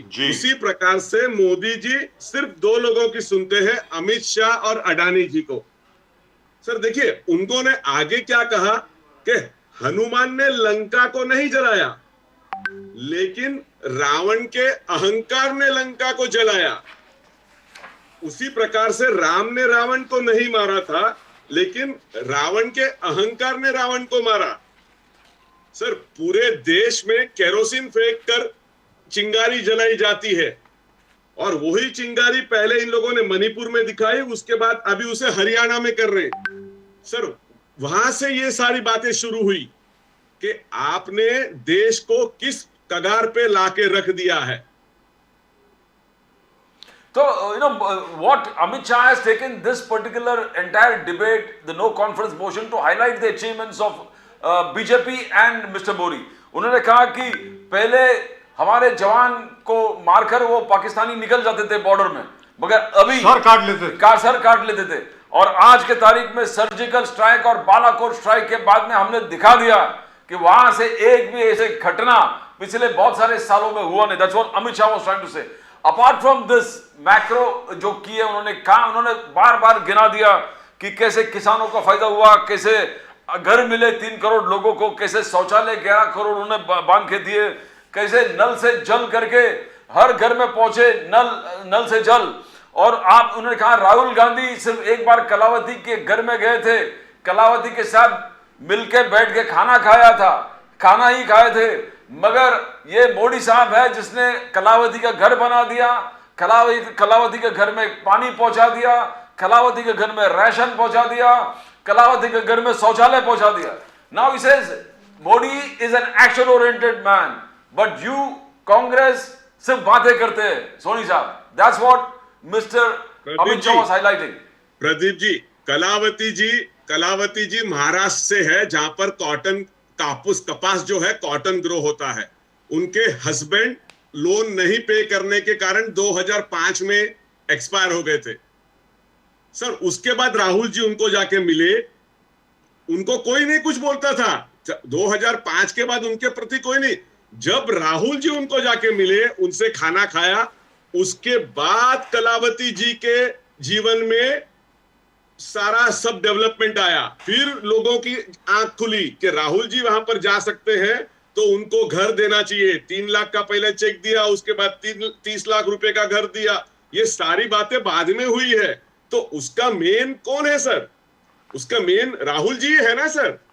और सर रही बात की अमित शाह जी ने हाउस में जो बताया, उन्होंने किसानों को जो कुचल दिया था उसके बारे में नहीं बताया था।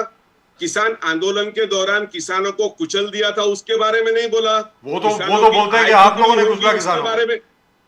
सर वो तो बोलते हैं कुचला किसानों को आप लोगों ने, ऐसा स्मृति ईरानी जी ने कहा। भरत सोनी साहब, सर भरत सोनी साहब, स्मृति ईरानी जी बोलती हैं कि अमेठी कॉन्स्टिट्यूएंसी में कोई जगह का नाम उन्होंने लिया, बहुत क्या गोपालगंज ऐसा कोई जगह का नाम है, वहां पर 3 के 4 बार आप लोगों ने लाठीचार्ज किया है किसानों पर, ऐसा उन्होंने कहा। सर ये मेरी जानकारी में भी नहीं है। मैं इसका पता करूंगा, अगर ऐसा हुआ है तो गलत हुआ, ऐसा नहीं होना चाहिए।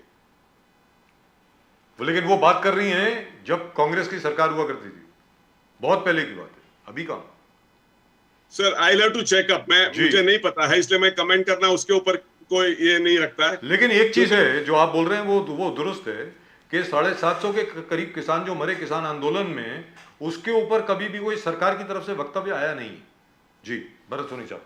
सर उसी प्रकार से सर किसानों की आय दुगनी ये लोग 2021 में करने वाले थे सर जी, और 2021 के मार्च महीने के पहले उन्होंने बोला कि देखो दुगनी होगी करके। सर इसलिए देखिए सर एक प्रधानमंत्री ऐसी इस प्रकार से झूठ बोलेंगे कि सर देखिए मैं 15 जो विदेश से काला धन लेके आऊंगा और मैं 15 लाख बांटूंगा और उसमें भी 15 लाख मैं उन लोगों को दूंगा जो टैक्स भरने वाले लोग हैं, उनको ऐसे भी कोई कुछ देता नहीं है, उनको कोई फायदा होता नहीं। तो इस प्रकार का फर्जीवाड़ा और इस प्रकार का झूठ हमारे प्रधानमंत्री जी, हमारे होम मिनिस्टर जी ऐसा बोलते और बाद में बोल के निकल जाते कि ये एक जुमला था। तो इनका कौन सा जुमला होता है और कौन सा सच बता रहे, इसके बारे में ही लोगों में भ्रम हो जाता है। तो इसके बारे में उन लोगों ने आज बताना चाहिए था कि भाई ये हम लोग सचमुच बोल रहे हैं और ये सचमुच हुआ है।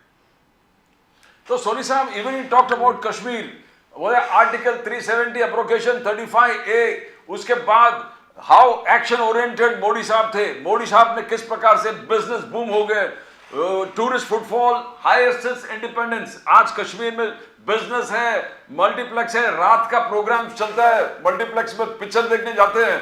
दिस इज ऑल मोदी साहब के देन। एंड ही सेड हमारा हार्डलाइन स्टैंड इसीलिए ये है कि हम अगर पीस के लिए बात करते हैं तो पाकिस्तान से बात नहीं करेंगे, हम हुर्रियत से बात नहीं करेंगे। इसे 3 फैमिली ने इस कश्मीर को बर्बाद किया। One is Sheikh Abdullah family, that is, and second is Mufti family, and third is the Gandhi family. Amit Shah का कहना, Amit Shah told the parliament and the whole world, whole country saw it. He says आज Kashmir is improving because of our stand, our hardline stand, domicile, SC/ST status जो गरीब लोग नहीं मिलता था, बाहर के लोगों को नहीं मिलता था, वहां के लोगों को तक नहीं मिलता था, ये पाकिस्तान से आने वाले वहां के लोगों को, ऐसे लोगों को इसका फैसिलिटीज मिल रहा था। आज बात करेंगे तो हम वहां के नौजवानों से बात करेंगे, कश्मीर, जम्मू कश्मीर के नौजवान। This is the statement, everybody heard about it. Now was the Congress soft on Kashmir? Soni sahab sir देखिए, एब्रोगेशन ऑफ आर्टिकल 370 इन्होंने कहा, ये हम लोग मानते हैं कि चलिए इन्होंने अच्छा काम किया, लेकिन उसके बाद आप उस सरकार को कब दोगे? और सर आपके इनके साथ ही तो महबूबा मुफ्ती जी जो थी वो इनके साथ ही अलायंस में थी, तो आज क्यों नहीं वो लोग बहाल कर रहे? आज क्यों नहीं वो लोग सब कुछ ओपन करके सब कुछ दे रहे? और अभी तक कश्मीरी पंडित्स लोग वहां पर जाके क्यों नहीं रह पा रहे सर? उनका रिहेबिलिटेशन क्यों नहीं हो रहा है? और सर हमारे पहले क्या बताया जाता था कि कश्मीर में जाके आम लोग जाके प्लॉट्स लेंगे, तो ऐसे कितने बीजेपी के कार्यकर्ता ने जाके वहां पर प्लॉट लिए और वहां पर बिजनेस सेटअप किया? वो हो रहा है सर, धीरे धीरे हो रहा है। नहीं वही कर रहा सर हम लोग भी चाहते हैं कि कश्मीर में अमन, चैन, सुख, शांति और सब कुछ बहाल हो। हम लोग भी सब जन चाहते हैं, और हमारी कहीं गलती हुई है हम लोगों से पुराने दिनों में और पहले, तो सर हम लोग विकास के लिए ही सब कुछ काम करते हैं, गलत हो सकता है कभी भी। सर आप ही के पूर्व मंत्री minister of science and technology हुआ करते थे, मिनिस्टर ऑफ लॉ भी थे थोड़ी देर के लिए। आदरणीय सामान्य कपिल सिब्बल साहब आज सुप्रीम कोर्ट में बोलते हैं abrogation of article 370 is a betrayal of the constitution. चलिए आज वो कांग्रेस में नहीं है, आपको जरा ज्यादा इसके बारे में जरा ज्यादा बोलना पड़ेगा कि वो हमारे साथ नहीं है, क्योंकि लोगों को यही लगता है कि जब कपिल सिब्बल साहब बोल रहे हैं तो कांग्रेस की बात कर रहे हैं। ही इज एक्चुअली सेड कि ये धोखा हुआ है संविधान के साथ, एब्रोगेशन ऑफ आर्टिकल 370। तो मतलब I think you need to clarify on this sir. लेकिन ये तो बता दें कि पहले गौरव गोगोई साहब बोले, उसके बाद राहुल गांधी जी बोले, और आप लोगों को जो मतलब आपके जो स्पीकर थे बहुत कम थे। लेट्स बी वेरी क्लियर, आपके पास टाइम भी बहुत कम दिया गया था बोलने के लिए। लेकिन फिर भी आपको लगता नहीं है कि you should have had more effective you know speakers speaking over there in parliament today? Sir देखिए, जब ये राजीव जी जब ये नोटिस दिया गया था तब राहुल जी सांसद नहीं थे। जी नहीं थे। जब ये नोटिस तो गौरव गोगोई जी ने दिया था नोटिस, और गौरव गोगोई जी ने जब ये नोटिस दिया था तो वो एक तो वो आसाम से भी बिलोंग करते थे, और बिकॉज जस्ट क्योंकि वो आसाम से बिलोंग करते थे और उन्होंने नोटिस दिया था तो उनका हक पहले बनता था कि वो ओपन करे। लेकिन सर यहाँ पर क्या हुआ, ये लोग सोचते थे कि अभी राहुल जी वहां से उनकी संसदत्व बहाल हो गया है तो वो आएंगे और वो ओपन करेंगे। तो ये लोग सब जन प्रिपरेशन करके आए थे कि राहुल जी को किस प्रकार से अटैक किया जाए, लेकिन राहुल जी ने पहले ही बता दिया था कि वो ओपनिंग नहीं करे, ये अंदर की बात थी। लेकिन सर ये जब बातें होती है, स्पीकर के सामने बातें होती है और ये कुछ चेंजेस भी होता है, वो स्पीकर के साथ स्पीकर के कैबिन में होता है। हम लोग स्पीकर के ऊपर कुछ भी लांछन नहीं लगाने जाते कि उसके ऊपर कुछ ऑब्जेक्शन या शक का दायरा उनके ऊपर नहीं है। लेकिन अपोजिशन को और दुबे जी को ये पता कैसे चला कि राहुल जी पहले ओपन नहीं करने वाले हैं, ये भी तो बड़ी जानकारी का विषय है सर जी। मीन्स आप सर देखिए, हमें पता था कि उस दिन मोदी जी नहीं आएंगे जी। मोदी जी पार्लियामेंट के उनके ऑफिस में भी नहीं थे, और राहुल जी का अटैक मोदी जी पे रहता जी। हाँ, कि मोदी की प्रधानमंत्री जी मौन क्यों है, मणिपुर के ऊपर प्रधानमंत्री जी मौन क्यों है। 78 दिन मोदी जी वहां पर गए नहीं, और उन्होंने जब बोला तो 36 सेकंड उन्होंने बोला। तो देखिए, जब भी रेस्टलर्स लोग जब भी बैठे थे अनशन पे, तब मोदी जी क्या कर रहे थे, मोदी जी कहीं चुनाव में थे। जब किसानों के जब जान जा रही थी तब मोदी जी कहां थे, मोदी जी चुप थे। जब दिल्ली में राइट्स थे 2020 में, तब मोदी जी नहीं थे। जब कोविड की दूसरी वेव आई थी तब मोदी जी प्रचार कर रहे थे वेस्ट बंगाल के अंदर। तो सर ये सारा समय मोदी जी को मिलता है, लेकिन मणिपुर विजिट करने के लिए उनको समय नहीं मिलता है। तो उनका मौन तोड़ने के लिए ये नोटिस ऑफ मोशन दिया गया था, लेकिन सर फिर भी नहीं आया। इसलिए हम लोगों ने हमारी भी स्ट्रैटेजी चेंज कर दी। हमने गौरव गोगोई जी को हमने दिया ओपन करने के लिए कि आप इसको ओपन करिए। But the fact is, it's congratulations to the Congress party that you've got your face back. Mr. Rahul Gandhi is back in Parliament, and that is really and truly lovely.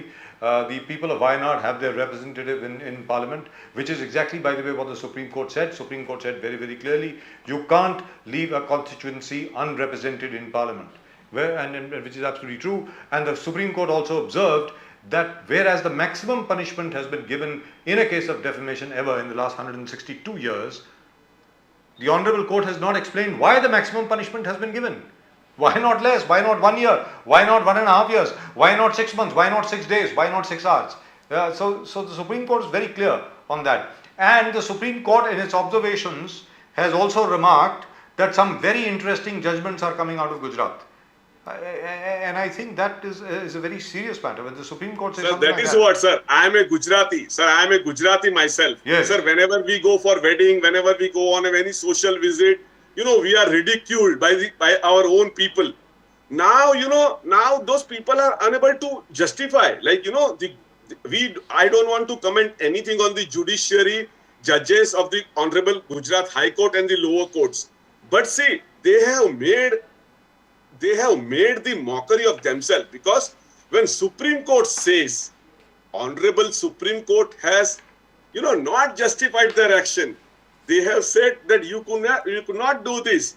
And sir, we are still up. One more BJP member has been again disqualified. It again giving 2 years. Sir, you cannot give it 2 years for any member of parliament, because sir, उनके जो जिसके लिए वो चुन के आते हैं, उनका क्या गलती सर? उनको सर देखिए 137 डेज वायनाड के लोगों के पास प्रतिनिधि नहीं था, और वो गलत था कि उनको नहीं बनाया था, उनको निकाल दिया था। तो जो सर हम लोग जो करते हैं ना लॉस ऑफ पे, तो लॉस ऑफ डेज को कौन भरेगा sir? You think that entire thing was mismanagement? जिस प्रकार I'm talking to the parliament today, Adhir Ranjan Chaudhary जी को शायद बोलने का मौका, जब भी बीच में अमित शाह को टोकते थे, अमित शाह टोकते थे, अरे आपके पार्टी ने आपको बोलने का मौका नहीं दिया, आपको प्लान भी नहीं किया कि आप बोलने के लिस्ट में हो, आप बीच में उठ के Adhir Ranjan and mockingly said हम अपने तरफ से 10 मिनट आपको देंगे बोलने के लिए। Now you think that the main leaders of Congress could have spoken and could have been very very effective to charge off the BJPs? जैसे कल डूबे जी ने कहा कि सोनिया जी के एक ही ख्वाब था, आज अमित शाह ने भी बोले कि 13 बार किसी को लॉन्च करने का कोशिश किया सोनिया गांधी जी, अब भी लॉन्च हुआ नहीं है। राहुल गांधी टेकिंग ऑन राहुल गांधी, कल डूबे जी बोल रहे थे सोनिया गांधी का 2 ही ख्वाब है कि एक बेटे को सेट करो और दामाद को भेंट करो।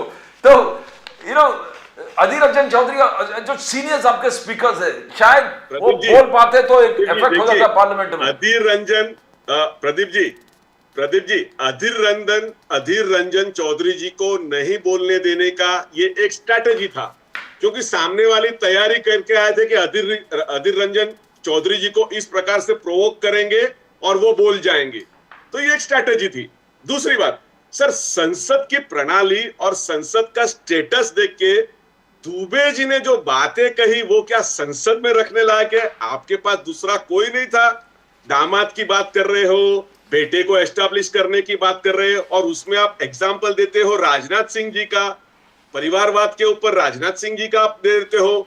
सर राजनाथ सिंह जी का बेटा क्या है आज? अब ऐसा आप क्या बोल रहे हो उसका तो पता करिए। और आज हमारे महाराष्ट्र से नारायण राणे जी किस प्रकार से बोले, कितना अच्छा उन्होंने अपने संसद की प्रणाली का प्रदर्शन किया वहां पर। सोनी साहब, अमित शाह क्लैरिफाइड परिवारवाद क्या है, बोले कि डिफाइंड, उन्होंने अपना डेफिनेशन दिया परिवारवाद का। बोले पार्टी को किसी को बच्चा है, पार्टी टेक ओवर करता है, वो परिवारवाद है।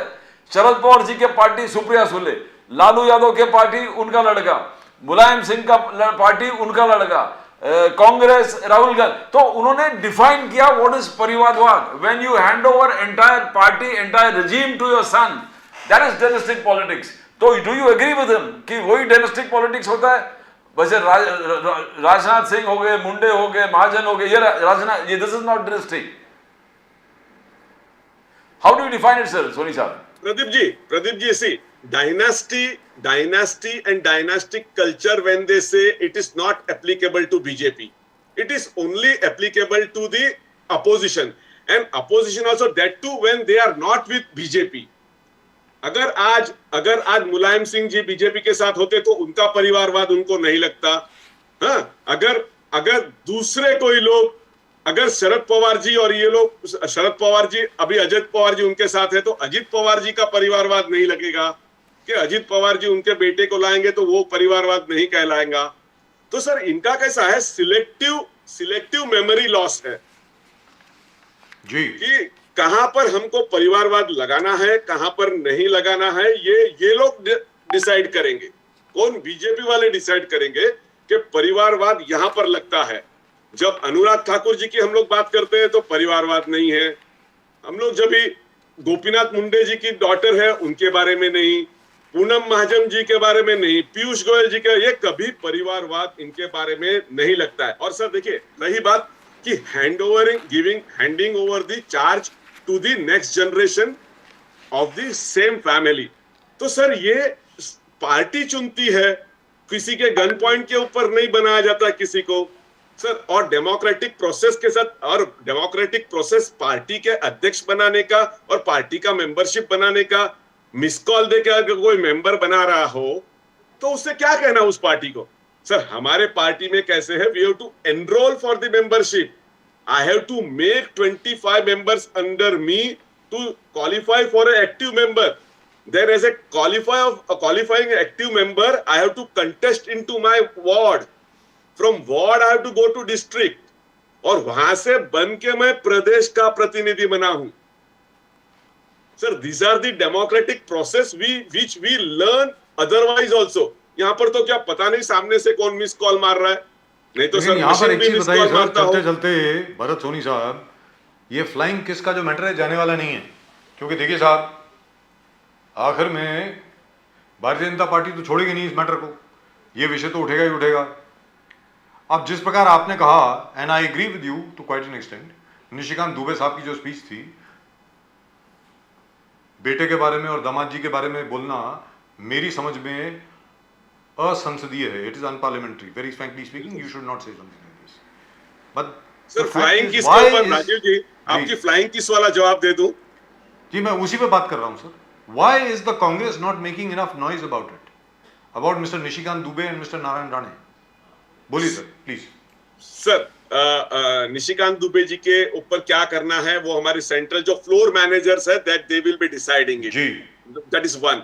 लेकिन सर मुझे ऐसे as a spokesperson from Mumbai Congress what I feel, they should have a forensic audit on the flying kiss matter, that flying kiss was the angle of the flying kiss was which way, whether it was hitting towards the concerned person or whether it was hitting or it was not at all। तो इसके ऊपर एक forensic audit हो और वो forensic audit and if there was a kiss at all, and if there was a flying kiss at all, which nobody has seen so far। yes the mystery of the missing flying kiss, the mystery of the missing kiss, right? Well, it's very interesting, we actually want to see the footage। Yes। is it like Shahrukh Khan वाला style है या कैसे जाके sir वो footage available ही नहीं है sir. वो sir he was simply sir he may be simply rubbing his nose। yes sir वो ऐसा है कि वो संसद टीवी की जो लाइव फुटेज आ रही थी उसमें अवेलेबल नहीं है, दिखा नहीं, वो किसी को नहीं दिखा। तो अब वो कहाँ है क्या है मुझे मालूम नहीं है, लेकिन but most interesting. So in effect the no confidence motion, the main subject of the no confidence motion will be the missing flying kiss, right? yes wonderful। चलिए भरत सोनी साहब बहुत बहुत धन्यवाद आपका, आज आप हमारे साथ रहे अगस्त क्रांति दिवस के ऊपर। सुनने में ये भी आया बाय द वे कि हमारे मित्र जो है तुषार गांधी साहब, उनको आज अपने सेंटा क्रूज पुलिस स्टेशन ने डिटेन भी कर दिया था उनको। सर काफी लोगों को, सर काफी लोग हमारे जो काफी लोग जो हमारे हैं, जो लोग गिरगांव चौपाटी पे भी जाते हैं और वहां से पैदल जाते हैं अगस्त क्रांति मैदान जहां पर जो तेजपाल हॉल है वहां पर, तो उनको भी पहले ही अरेस्ट कर लिया था। तिस्टा सेटलवाड जी को भी पहले ही अरेस्ट कर लिया था, तुषार गांधी जी को भी। तो मुझे पता नहीं चल रहा है सर कि ये लोग क्या करना चाहते हैं और क्यों ऐसा अरेस्ट करते हैं और इस अरेस्ट करने से क्या होगा। In fact, Tushar Gandhi has tweeted that he was detained for quite some time. So Tishtha Siddelwad is officially with the Congress now, or she just participated? No sir, absolutely no sir। No, her father was quite an eminent jurist, and he had a very close connection with the Congress, certainly, and he was also involved in the freedom struggle. But I don't think, is Tishtha Siddelwad member of the Congress? I don't think so, is it? No sir, no sir। Right, okay. Thank you, Bharat Soni Saab. Thank you very much. Always a pleasure talking to you. So nice of you. Same here sir, same here sir। Thank you very much। Namaskar sir, namaskar। Vande Mataram sir, Vande Mataram। Jai Hind, Jai Maharashtra sir. Thank you so much। Jai Hind, Jai Maharashtra। Thank you very much। Thank you Pradeep ji। Thank you sir। Right, the mystery of the flying kiss. Shahrukh, I mean, at least Rahul Gandhi has been able to steal the attention. I mean, Yes, absolutely. Everybody is talking only of Rahul only Gandhi. of Rahul Gandhi. Last time it was. And you should have seen some of the women MPs of the Congress. The way all of them were giggling and laughing. They were all saying कि भाई वो प्यार की दुकान है ना उनकी, तो वो बड़े प्यार से किया होगा उन्होंने। Whatever reason, पहले प्यार की झप्पी, अभी जादू की झप्पी। Abhi flying his. Wow, rocking. He's stolen a march over the BJP. So if he was in US, he would have been the president of the country. That's right. He would have been president. Isn't that lovely? We're right now to talk about a very, very serious subject indeed. Our old friend, Mr. Nandakumar Pawar. Nandakumar Pawar साहब, नमस्कार. नमस्कार प्रदीप जी, नमस्कार बजाज जी. Thank you Namaskar, for. sir. How are you, sir?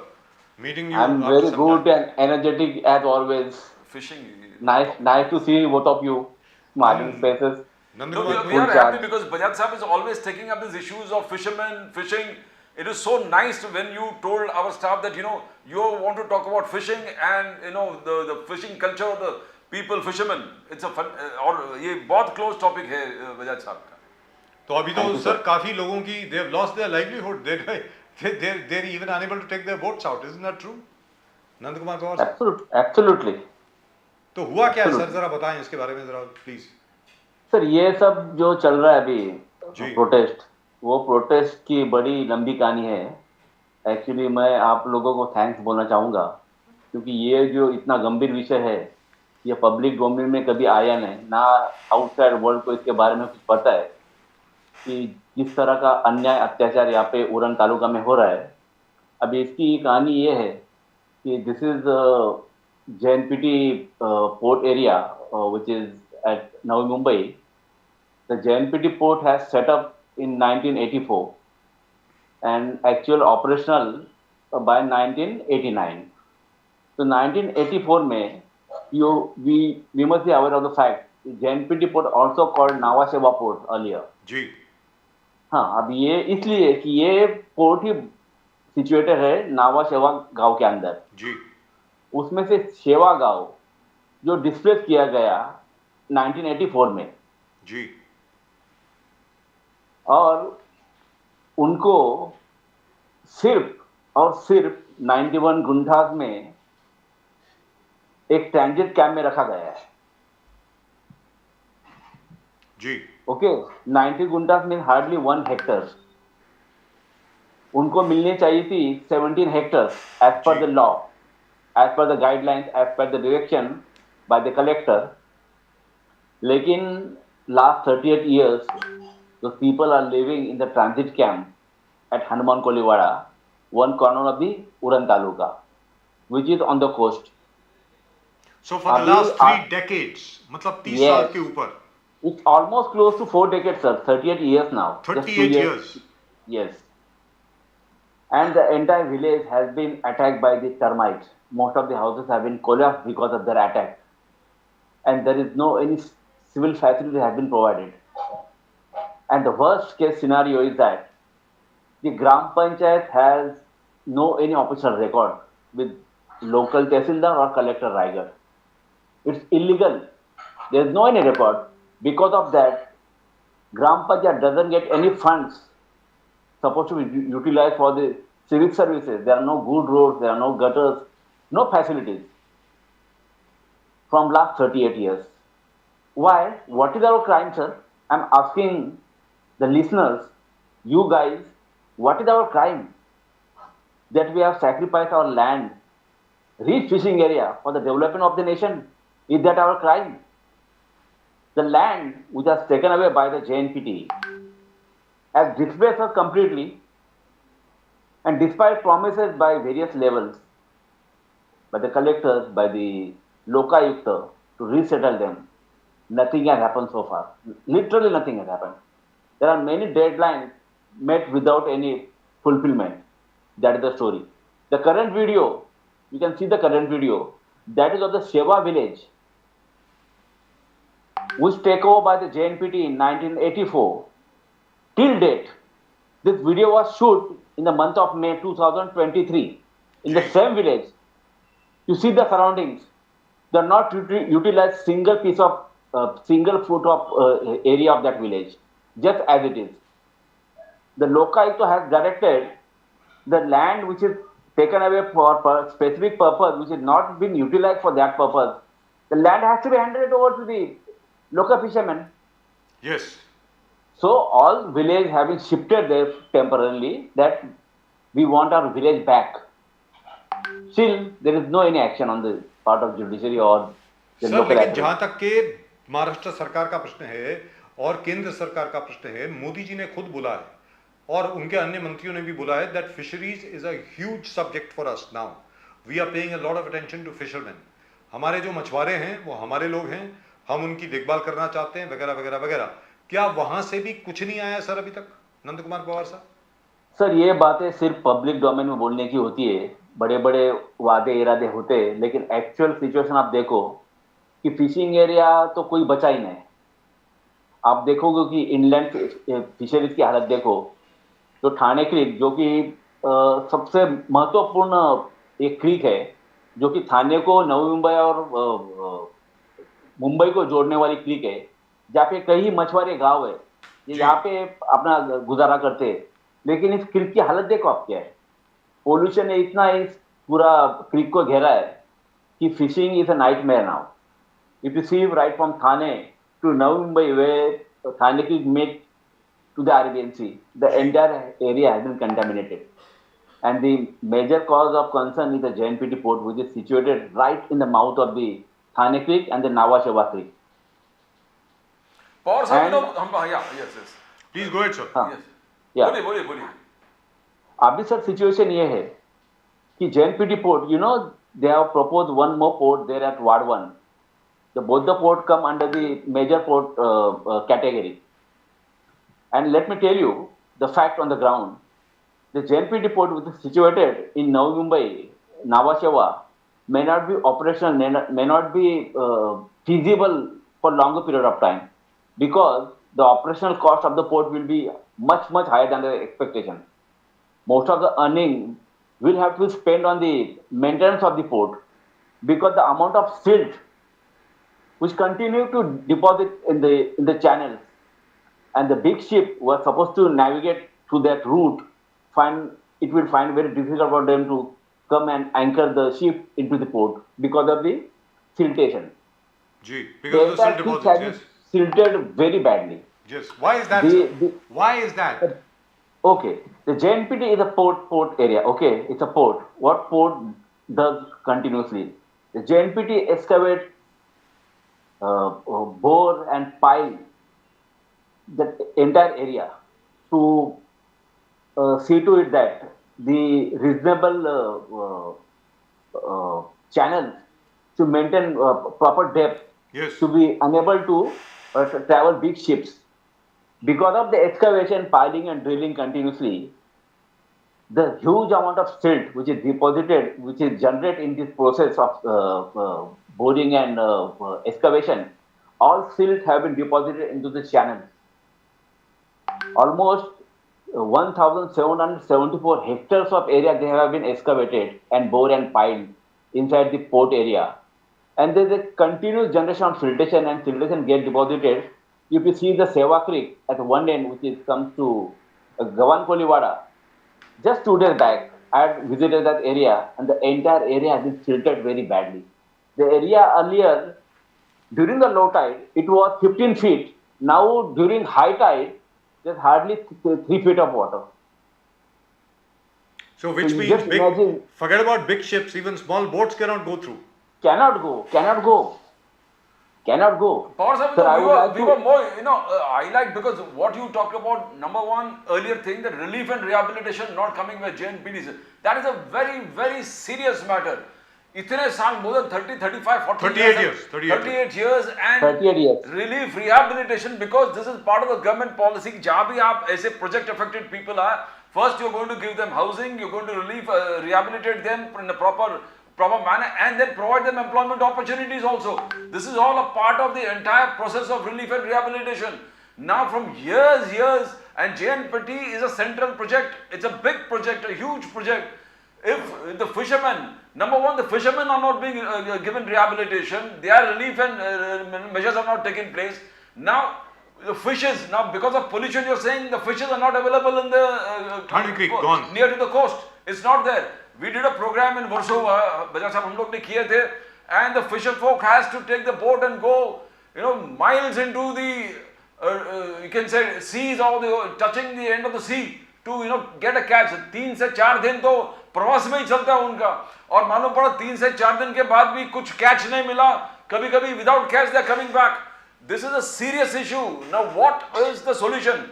एक तो pollution है, एक तो सरकार का जो सरकार का involvement ही नहीं है कुछ भी कोई भी चीज में इसमें दिखाई दे रहा है. Pollution, सरकार का problem. Now the people are seriously affected. Fishermen, and fishermen is like agriculture. Farmers on the land and fishermen in the sea, the same status. Power sir, what is the solution you find here? Pradeep sir ने काफी अच्छा सवाल उठाया. अभी इसमें एक बहुत बड़ी बात निकल कर सामने आ रही है. बात तो है पहले से, लेकिन ज्यादा पब्लिक को पता नहीं कि पीएपी का टैग हम मछुआरों को कभी नहीं मिलता है.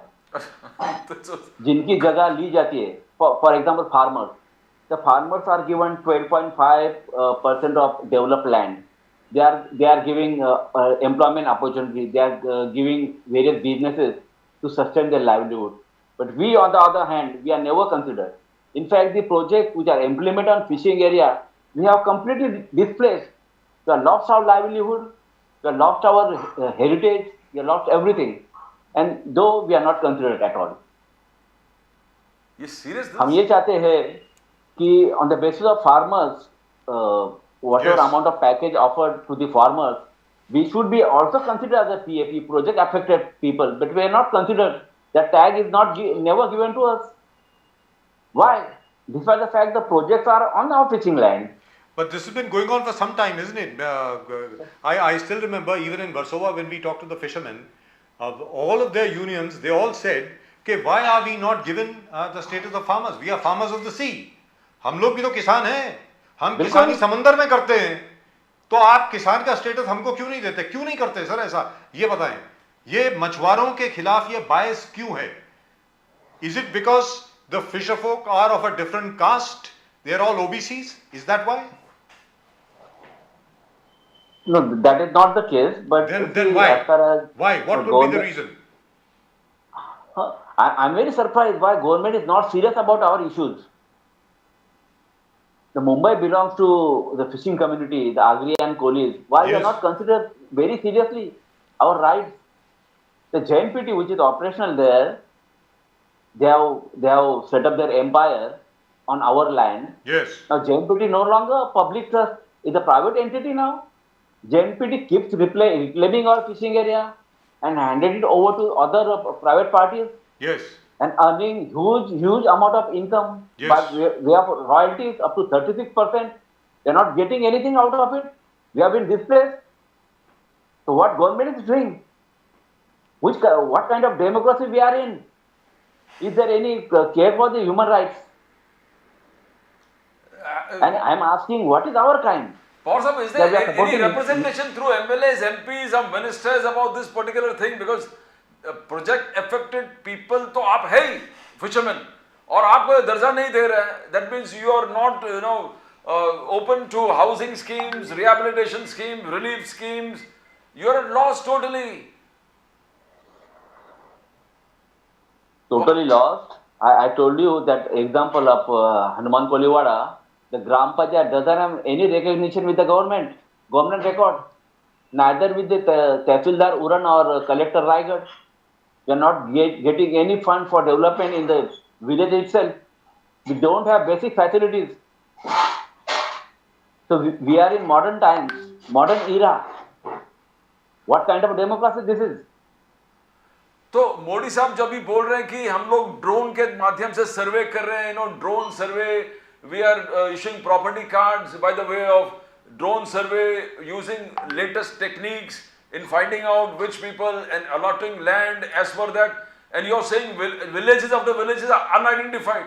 So when you launch a project in some places, survey also is not happening where fishermen are concerned. आपका कहना है?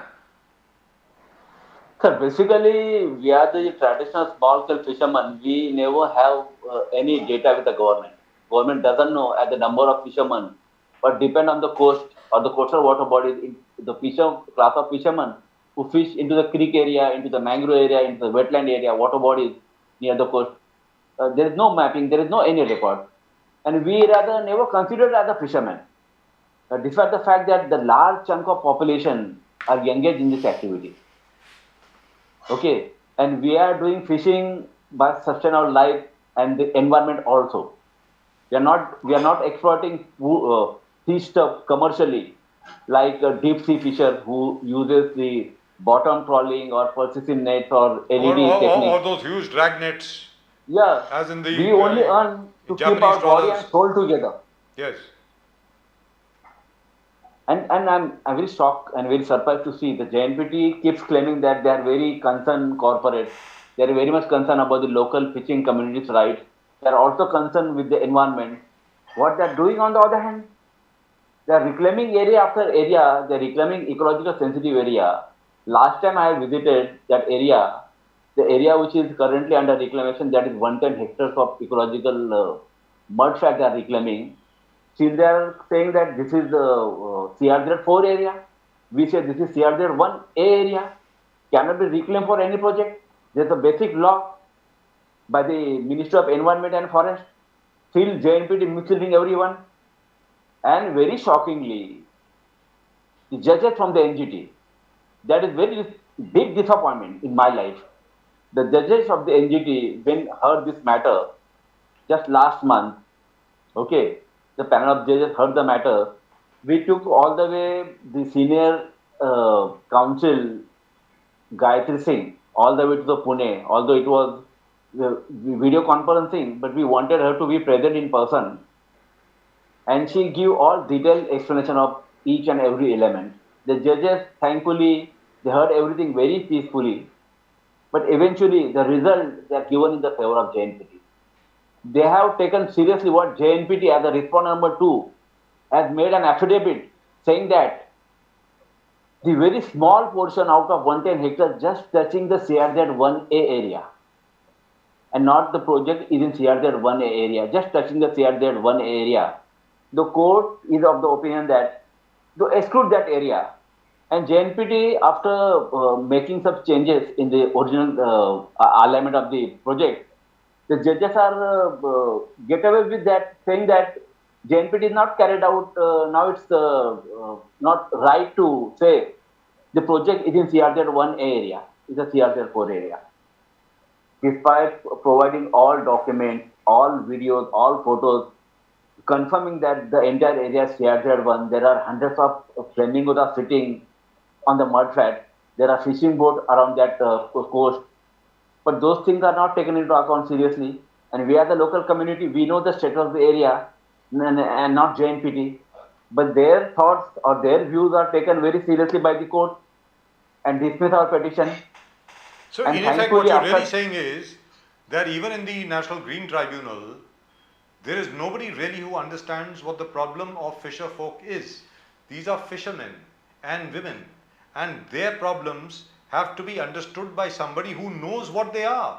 Probably the National Green Tribunal consists of judges who don't even know what a fisherman's life is.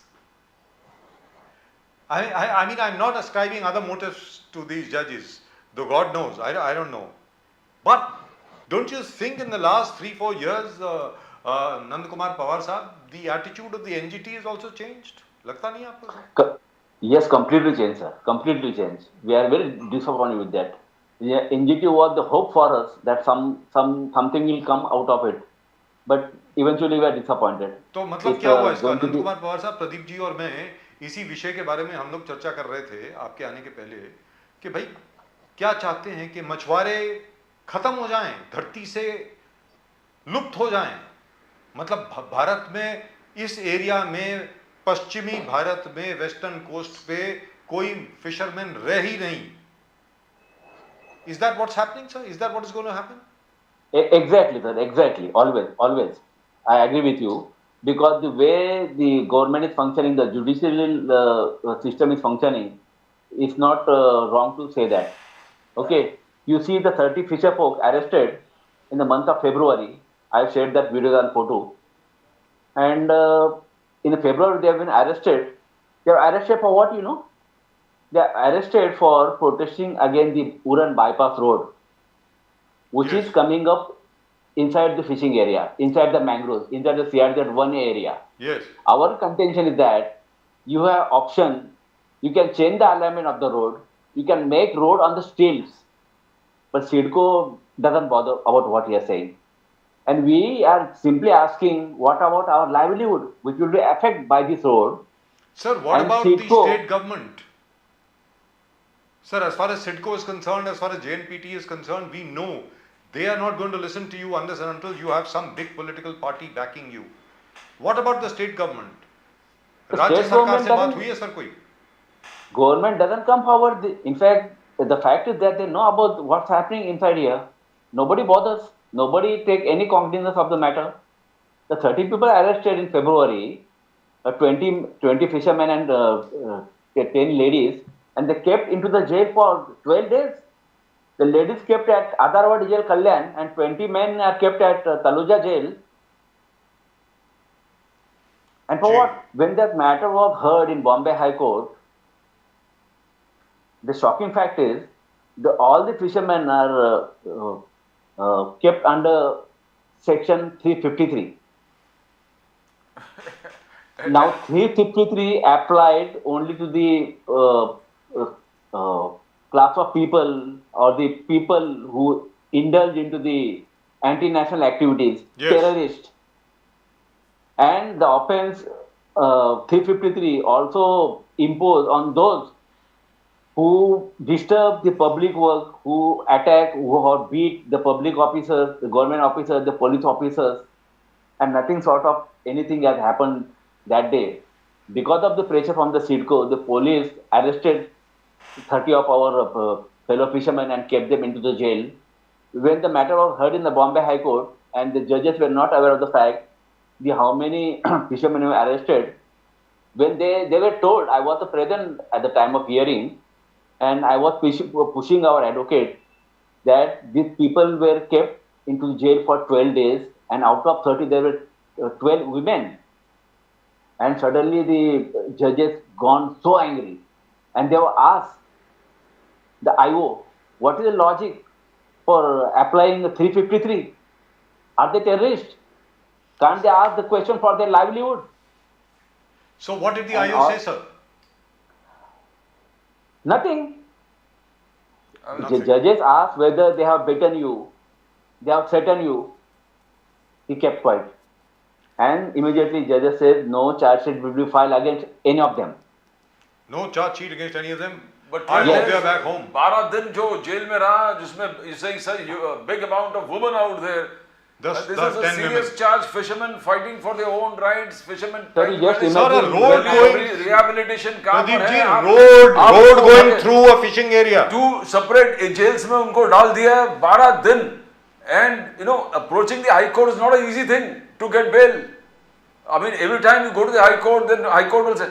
So it's a tough life for the fishermen right now. Your villages are not marked. The government doesn't have knowledge that your village exists over here, as you say. No relief and rehabilitation, no PAP facilities, project affected persons facilities are applicable. So, I mean, where is, as we always talk about, kahan se chedu fasana aur kahan khatam karu? I mean, there is no from where we going to start and where we going to end, because तो नंद कुमार पवार साहब, कहने का मतलब ये हुआ कि आगे जाकर के 10 साल के बाद मछुआरे रहेंगे ही नहीं महाराष्ट्र में. बिल्कुल सर, ये तो प्रबंध कहने का मतलब ये हुआ. कर लिया है, क्योंकि हर फिशिंग एरिया में प्रोजेक्ट होगा, कुछ ना कुछ बिल्डिंगें होगी, कंक्रीट होगा. आप देखो कि थाने क्लिक का दोनों एंड की तरफ इतने कंस्ट्रक्शन चालू है. Nobody bothers about the CRZ. The CRZ meant for protection of the fishing community. The law itself has been diluted 25 times from 1991 in the favor of builders and developers. Sir अब तो CRZ रहा ही नहीं, अब बचा क्या CRZ का? Exactly, it has been reduced from 500 meters to 50 meters. Yes. And that too they want to abolish completely. तो मतलब कहने का मतलब ये हुआ कि थोड़ी देर के लिए लोग शायद जागेंगे. अगर जोर से मानसून आई, हाई टाइड साथ में हुई, तो कुछ जगह पर अगर बाढ़ आ गई, कुछ एलीट इलाकों में अगर बाढ़ आ गई, तो शायद थोड़ी देर के लिए लोग जाग जाएंगे. सर हमने लास्ट एपिसोड में देखा कि उरन तालुका पूरा पानी में डूब गया था. जी डूब गया. 64 विलेज में से 50 गांव पूरी तरह से डूब गए थे, और जी. इतना बुरा मंजर हमने कभी देखा नहीं था जी. इस इलाके में. जी तो ये किसका नतीजा है, किस बात का नतीजा है? करेक्ट. और ये सरकार बोल रहे गोड गरिबांचा सरकार है. कष्ट करने वालों को सरकार है, तो have you met mister Shinde? जो मेहनत करने वालों को सरकार है, तो क्या एकनाथ शिंदे जी, देव फडणवीस, आपने कभी अप्रोच करने का कोशिश किया कि look at the fisherman, they are suffering, ये पुअर है, गोड गरीब है? पवार साहब, सर हमने कई बार कोशिश की, लेकिन वो लोग तो कुछ समझते नहीं हमको, ना इस बात को कभी अहमियत देते कि फिशरमैन का इश्यूज क्या है, एनवायरमेंट का इश्यूज क्या है, क्योंकि हम एनवायरमेंट संभाल के चलने वाले हैं। हम जो फिश स्टफ है वो we are not exploiting that commercially, we are living in harmony with the nature. The wild life has some place in our life, the fishing area has to be remain in good status so that the next generation can have access to that area and can enjoy our tradition. But that heritage has completely lost because of apathy on the part of government. कुछ होता ही नहीं जी। So that is because perhaps you don't have enough votes. Your number is small.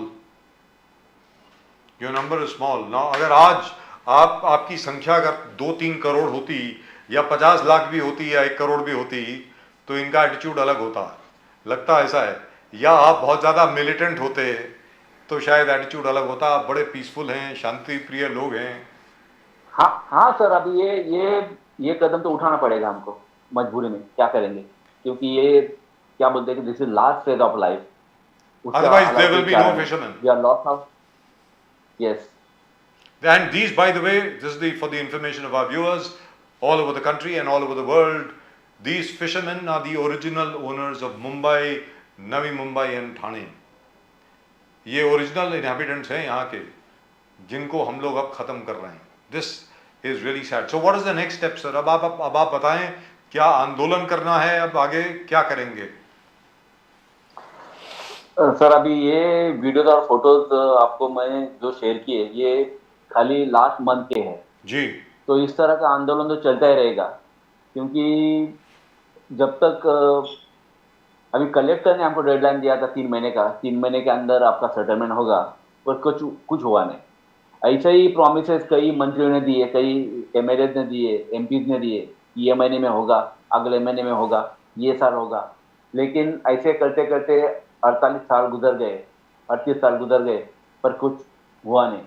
38 साल, 38 बरस से लोगों को कुछ नहीं मिला। शेवा गांव के जो लोग हैं जिन्होंने अपनी जमीन दे दी जवाहरलाल नेहरू पोर्ट ट्रस्ट के लिए, जेएनपीटी, जिसको नवा शिवा पोर्ट कहा जाता था, आजकल जेएनपीटी है, और उनको अभी तक एक रत्ती भी नहीं मिली है in terms of compensation. Pradeep ji, I have never heard of something so unjust, so terrible, need to be highlighted and this is absolutely terrible. और आज तक कोर्ट की तरफ से भी इनको कुछ मिला नहीं है, which is rather sad. Nand Kumar Pawar sahab, we are with you, as you know, we are always with you, very proud of you, very proud of all the issues that you take up. Thank you, sir. But perhaps we should tell our viewers, and perhaps we should tell everybody, do you want all the fishermen to disappear from Mumbai, from the coasts of Mumbai, from the coasts of Maharashtra? If not, do remember, these are the guardians of the sea.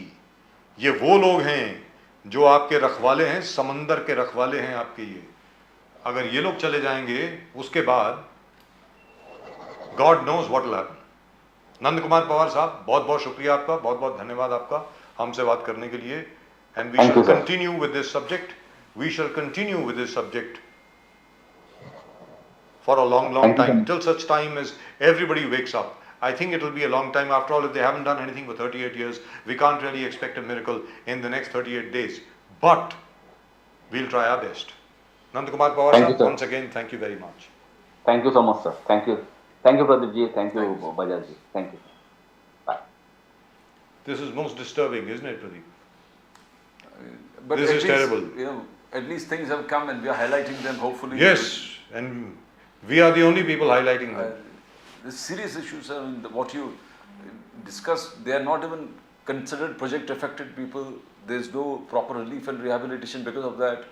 And from no relief and rehabilitation. 38 years they have been fighting. And they are living in a transit camp for 38 years. My goodness. Now that is terrible. I don't think anyone should accept that. So Villages unknown, they are fishing villages not known, Yes. unknown, not in government records. Just because they are fisher folk. And so what happens to the They government's don't have- policy Pradeep of ji- surveying a place and taking their opinions as a proper survey conducted by a proper collector's office? He sits down there, does a survey. Pradeep informs ji, the unlike slum dwellers, they don't have political muscle. That's it. They'll have to organize themselves so that they can become a very powerful political lobby. Otherwise, no politician is going to listen to them. Politicians listen only to people who can bring votes on the table or take votes away from the table. I think the fisher folk will have to organize themselves properly. That's it. That's all we've got for you in tonight's show on Nation Now. आज के Nation Now में सिर्फ इतना ही. आप देखते रहें और अपने comments भेजते रहें. If you haven't subscribed to the channel, please do subscribe, and we try and take up as many issues as possible for people who cannot speak for themselves. We try and speak for people who don't have a voice, just like these fisher folk. आप सब लोगों को नमस्कार. जय हिंद, जय महाराष्ट्र, जय भवानी, जय Shivaji. Vande Mataram. Vande Mataram.